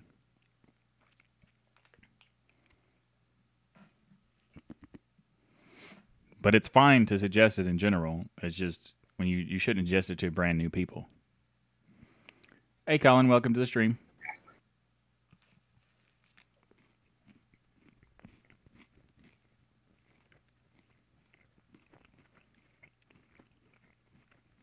Actually, I don't know.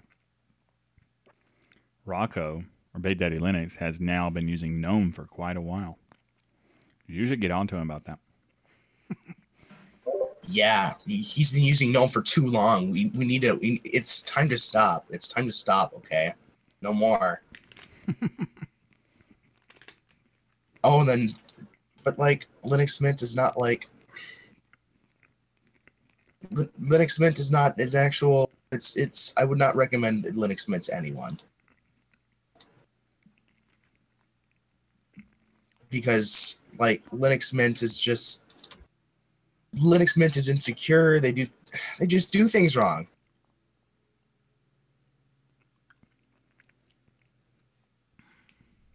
I mean, I don't like Mint, but people use what they want to use. Also, a lot of people are insecure. Like, people can be insecure if they want to be insecure.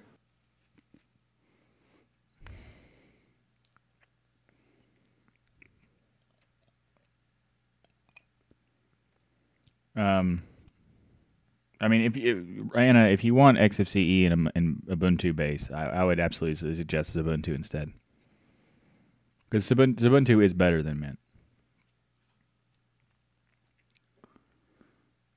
And they both provide the same, like, pretty much the same everything except for theming is different.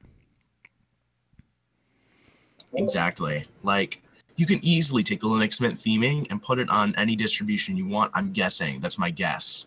Could be wrong. Yeah, you can. The theme is just a basic theme. You can definitely put it wherever you want.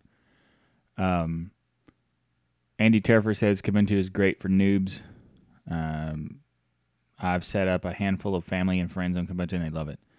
That's cool. I agree that Kubuntu is the better for beginners.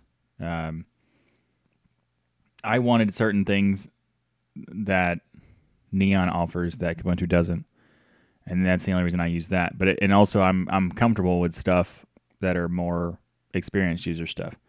So I would say I agree, and I do not tell people to use. I don't tell beginners to use Neon. The crazy people are people who tell new users to use anything Arch based. That's just craziness. Aris said if you use pure Arch, you will tell everyone to use it. If you have any sense of like rationality, you would not do that. But there are a lot of people who do lack rationality and do it anyway. All right, people are like, you're not really a Linux user unless you're using Arch. They're like, you're a crazy person. But like for new Linux users, you always have to recommend Gentoo, right? It's always, everyone needs to install Gentoo. It's the best Linux distribution there is. All right, the ban button is where?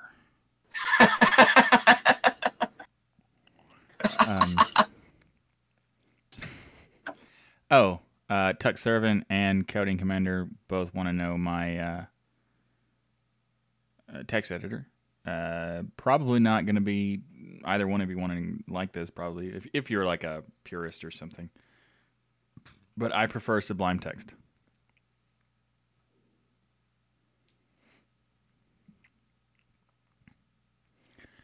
Neil Benvenuti. I don't know. That's my guess. Said he's been using KD Neon for over a year. Works great for him. That's great. I've been using it for a little bit longer than that, and I agree. It's fantastic for certain types of people. I feel like walking on a tightrope. I need a solid state machine I know isn't going to break whenever an update is installed. That's weird. There's certain configurations of hardware that are like just awful for Neon.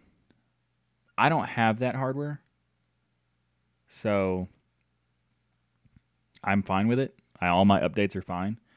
But in some cases, people might have issues, and I understand that. Rocco said he had a bunch of issues like that. Yep. Vim, yep, Vim, and Vim. And then Sublime 3. See? Somebody gets it. Sublime 3. Best. Much better than Vim. What is so good about Sublime that Vim and Kate don't offer? Kate's closer than Vim is. But Sublime has tons of stuff, and people, the people who talk about Vim and Emacs being better than Sublime, or I can make this do whatever I want. I can make it work like Sublime if I want to. It's like, you don't know how to do that because you've probably never used Sublime. So when people who say that typically have never tried the thing that they're saying that they can make it work with. And theoretically it is possible, but it's not easy to do that. Like Emacs and Vim both have plugins to do certain things that Sublime has. Some things they don't have plugins for, and sometimes it's annoying to set up those plugins because you have to make configuration changes and all this other stuff. Or I could just use Sublime and be done with it, right? So if someone made Sublime, I'd be okay with that. But right now, Sublime is way better because it has like the most powerful thing I could tell people about is I'm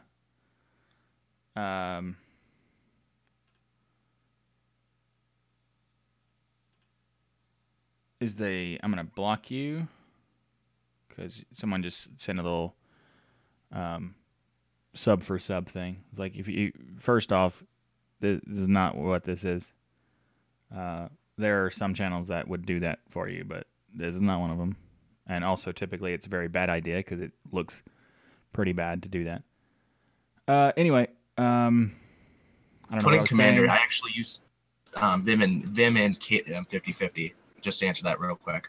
Oh, okay, yeah, I see that too. I see that question now. Kate's fine. I like Kate. I've actually can talk to Show and some other people who work on Kate to have them implement certain things that will work in Kate that are Sublime based. The most important, best, powerful feature and the most useful is the multiple cursors feature in Sublime.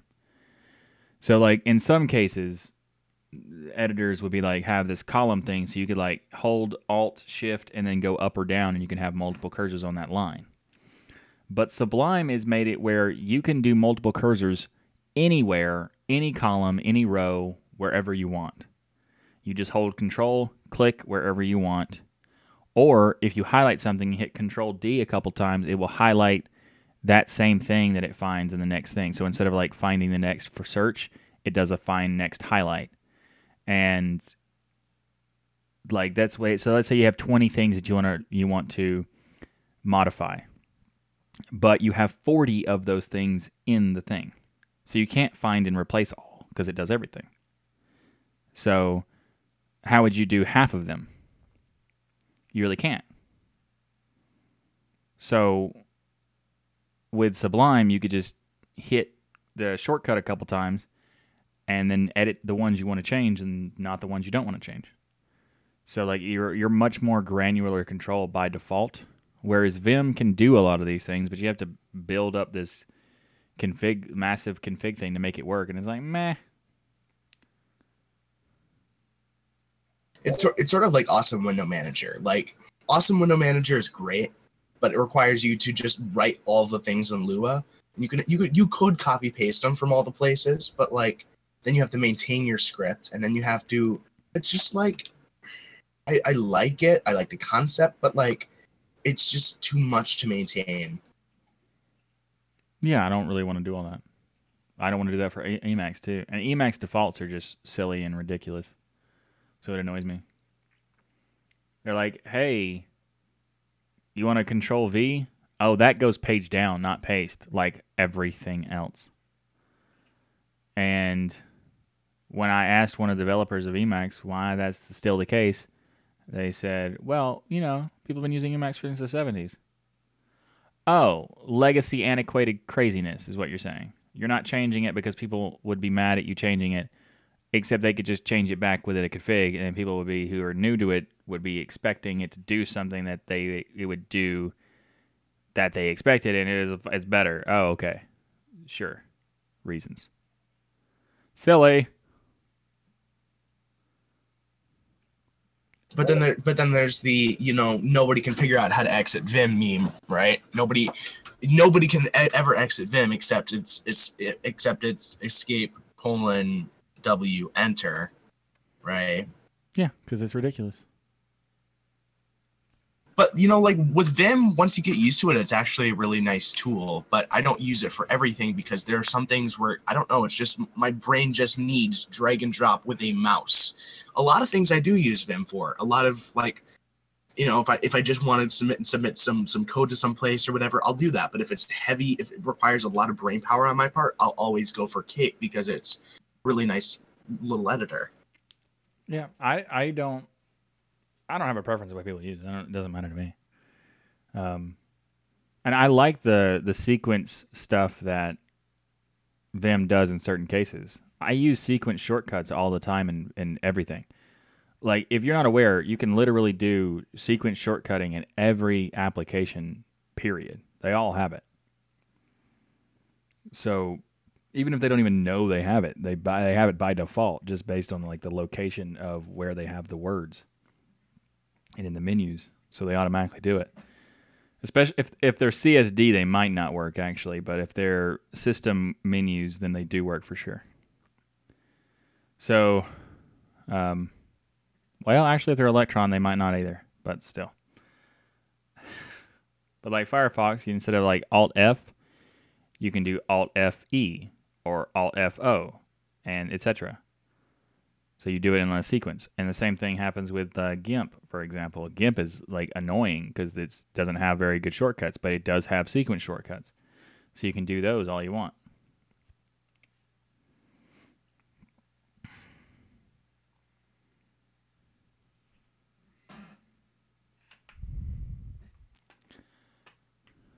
I made a quit Vim GIF. Nice.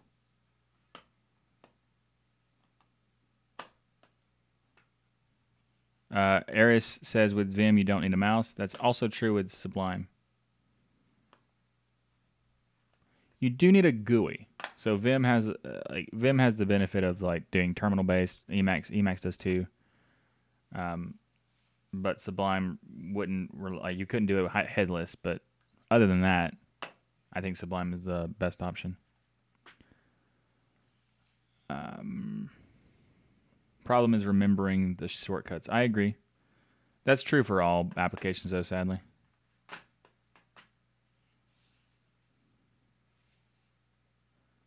Aris, you have to learn the shortcuts.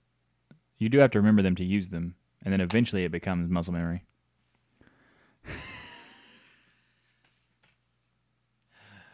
Oh, that's funny.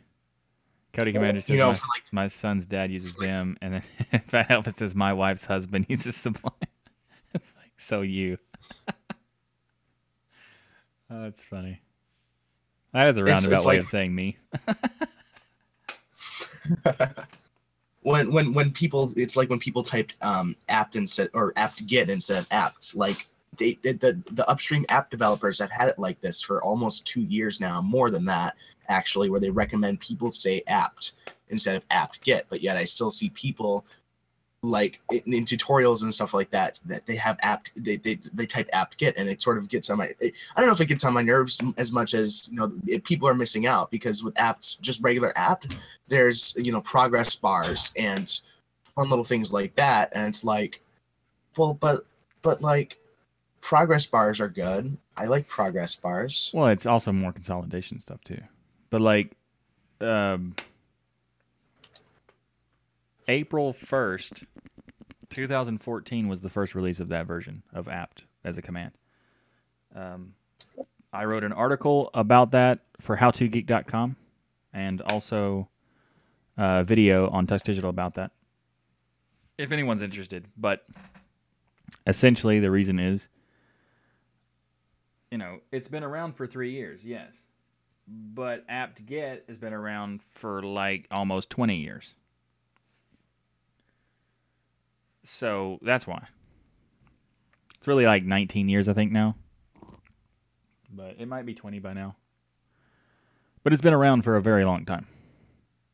So all the documentation suggests apt-get, because that's just a legacy thing.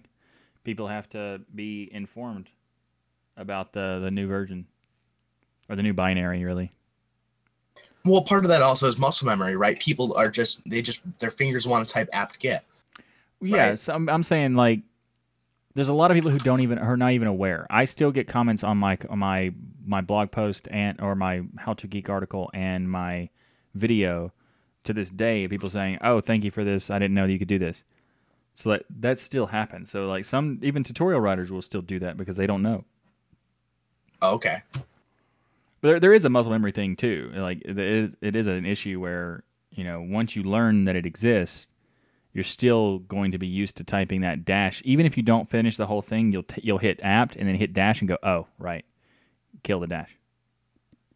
So eventually you get used to it. Like, I was using it for a year before I even made that article, because I was talking to someone on a Mumble server, and I was like, I wonder why all these tutorial people don't use apt instead of apt-get. And the guy said, they probably have no idea it exists. And I was like, someone should fix that. And then I made articles.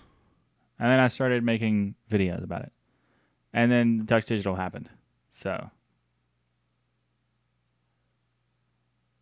I randomly decided to start making media and content for people because I just wanted people to know about stuff.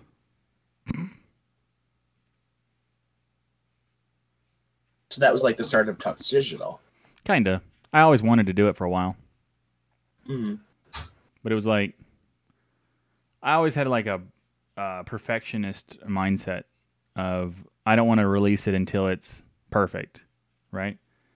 And then that happened. I was like, well, people are just missing out on something that's very important and very useful. So I should just go ahead and do that. Go ahead and let them know. So I did. And it was still highly polished and everything, but that's what I do.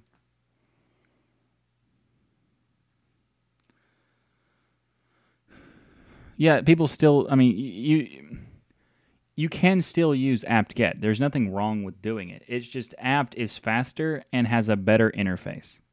So like with apt-get, you can't search, because you have to use apt-cache in order to search, whereas apt does both. So you can do apt install or apt search, apt space search, and use one tool to do everything. So it's just overall better. But it does take a little bit getting used to.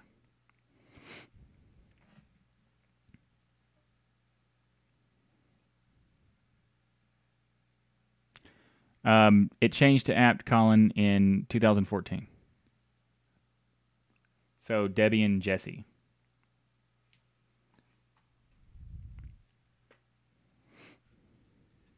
So wait, I don't think things should be around for legacy reasons. That's the old stable Debian version. Not only that, but there's still in the latest LT in the like I don't want to say latest, but like the the last supported LTS that's not extended support by Canonical commercially that has apt in it. So like 1204 does not have it, but that's only maintained for like people who buy the Canonical stuff. So like there I don't see any reason why, you know, maybe I could be missing something, but I don't see any reason why people should still use apt-get instead of apt, unless you're doing like scripting and stuff like that. I don't understand what you're saying because I wasn't saying people should. What do you mean? When I said it was legacy, I was explaining why, not why they should. That's just why it still happens, not why they should do it. You know, it's sort of. I guess I'm just using that to say, you know, I don't get why people still need to use apt-get instead of apt. Well, there are things that apt-get can do that apt still can't. For a while, until last year, apt auto remove. So for 2 years, apt auto remove and apt auto clean were not available. Mm-hmm. And then now they are. So there are reasons to keep using apt-get in some cases. It's just now they're fringe cases. So it's almost no reason to use it anymore. So apt-get can still be done, but apt is pretty much all you need now. It was in the past. It wasn't like that.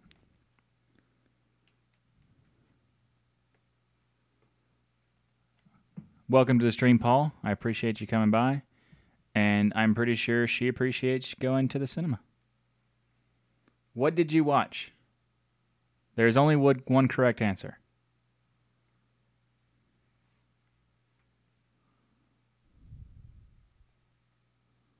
And Anna, you're welcome. I hope I explained it well enough.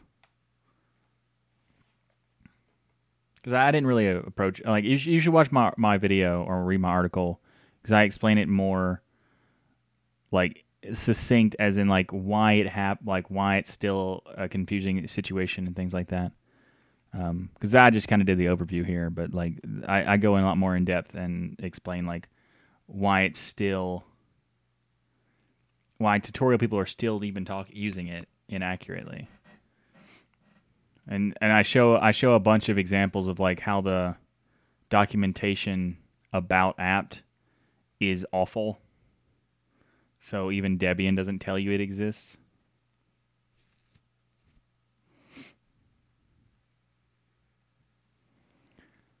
Not download, but install. Yes, sudo apt install. I don't know if you can just download a package with apt or not.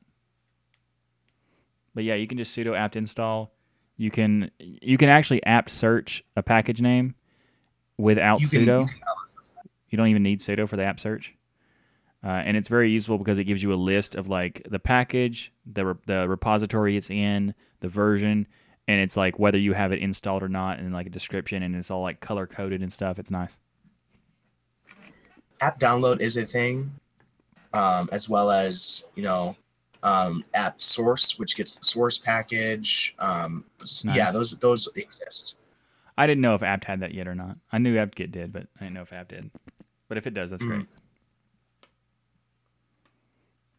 We went to see Murder on the Orient Express. That was not the correct answer, but probably better for her, I suppose. The correct answer was Thor Ragnarok. Just so you know.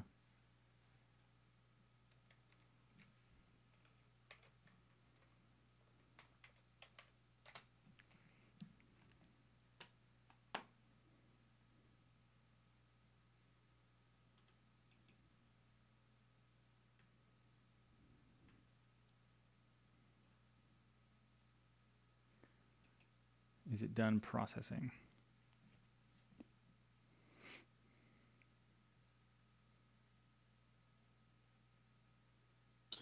So Coding Commander, I don't know what you mean by frameworks. I'm not entirely sure because frameworks could mean a couple things. I'm not sure what you mean in that context. Does it not work if I'm? And yeah, Elvis, you can actually sudo apt install // and then the name of the Debian package. So I thought that was pretty cool. When I just had to remember when I had to do that, it was for when I had to install Debian packages locally, but I didn't have a GUI to do it, so I didn't get to use GDebi or anything like that.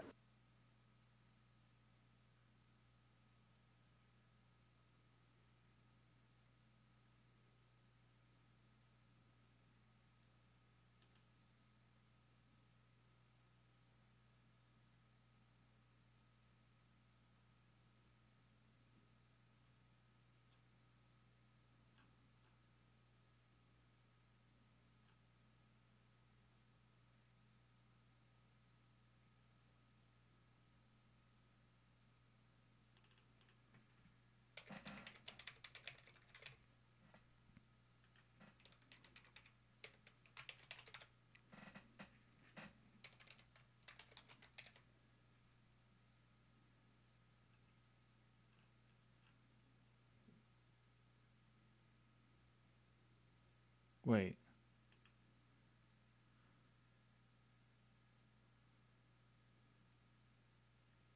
Okay, that's not good.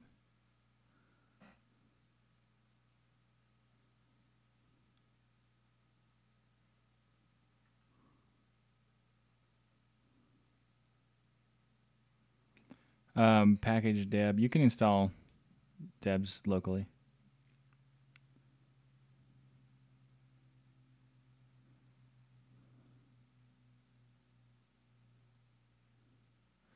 I'm gonna close the stream because I don't think the last time I closed the stream it actually stopped the thing and started processing.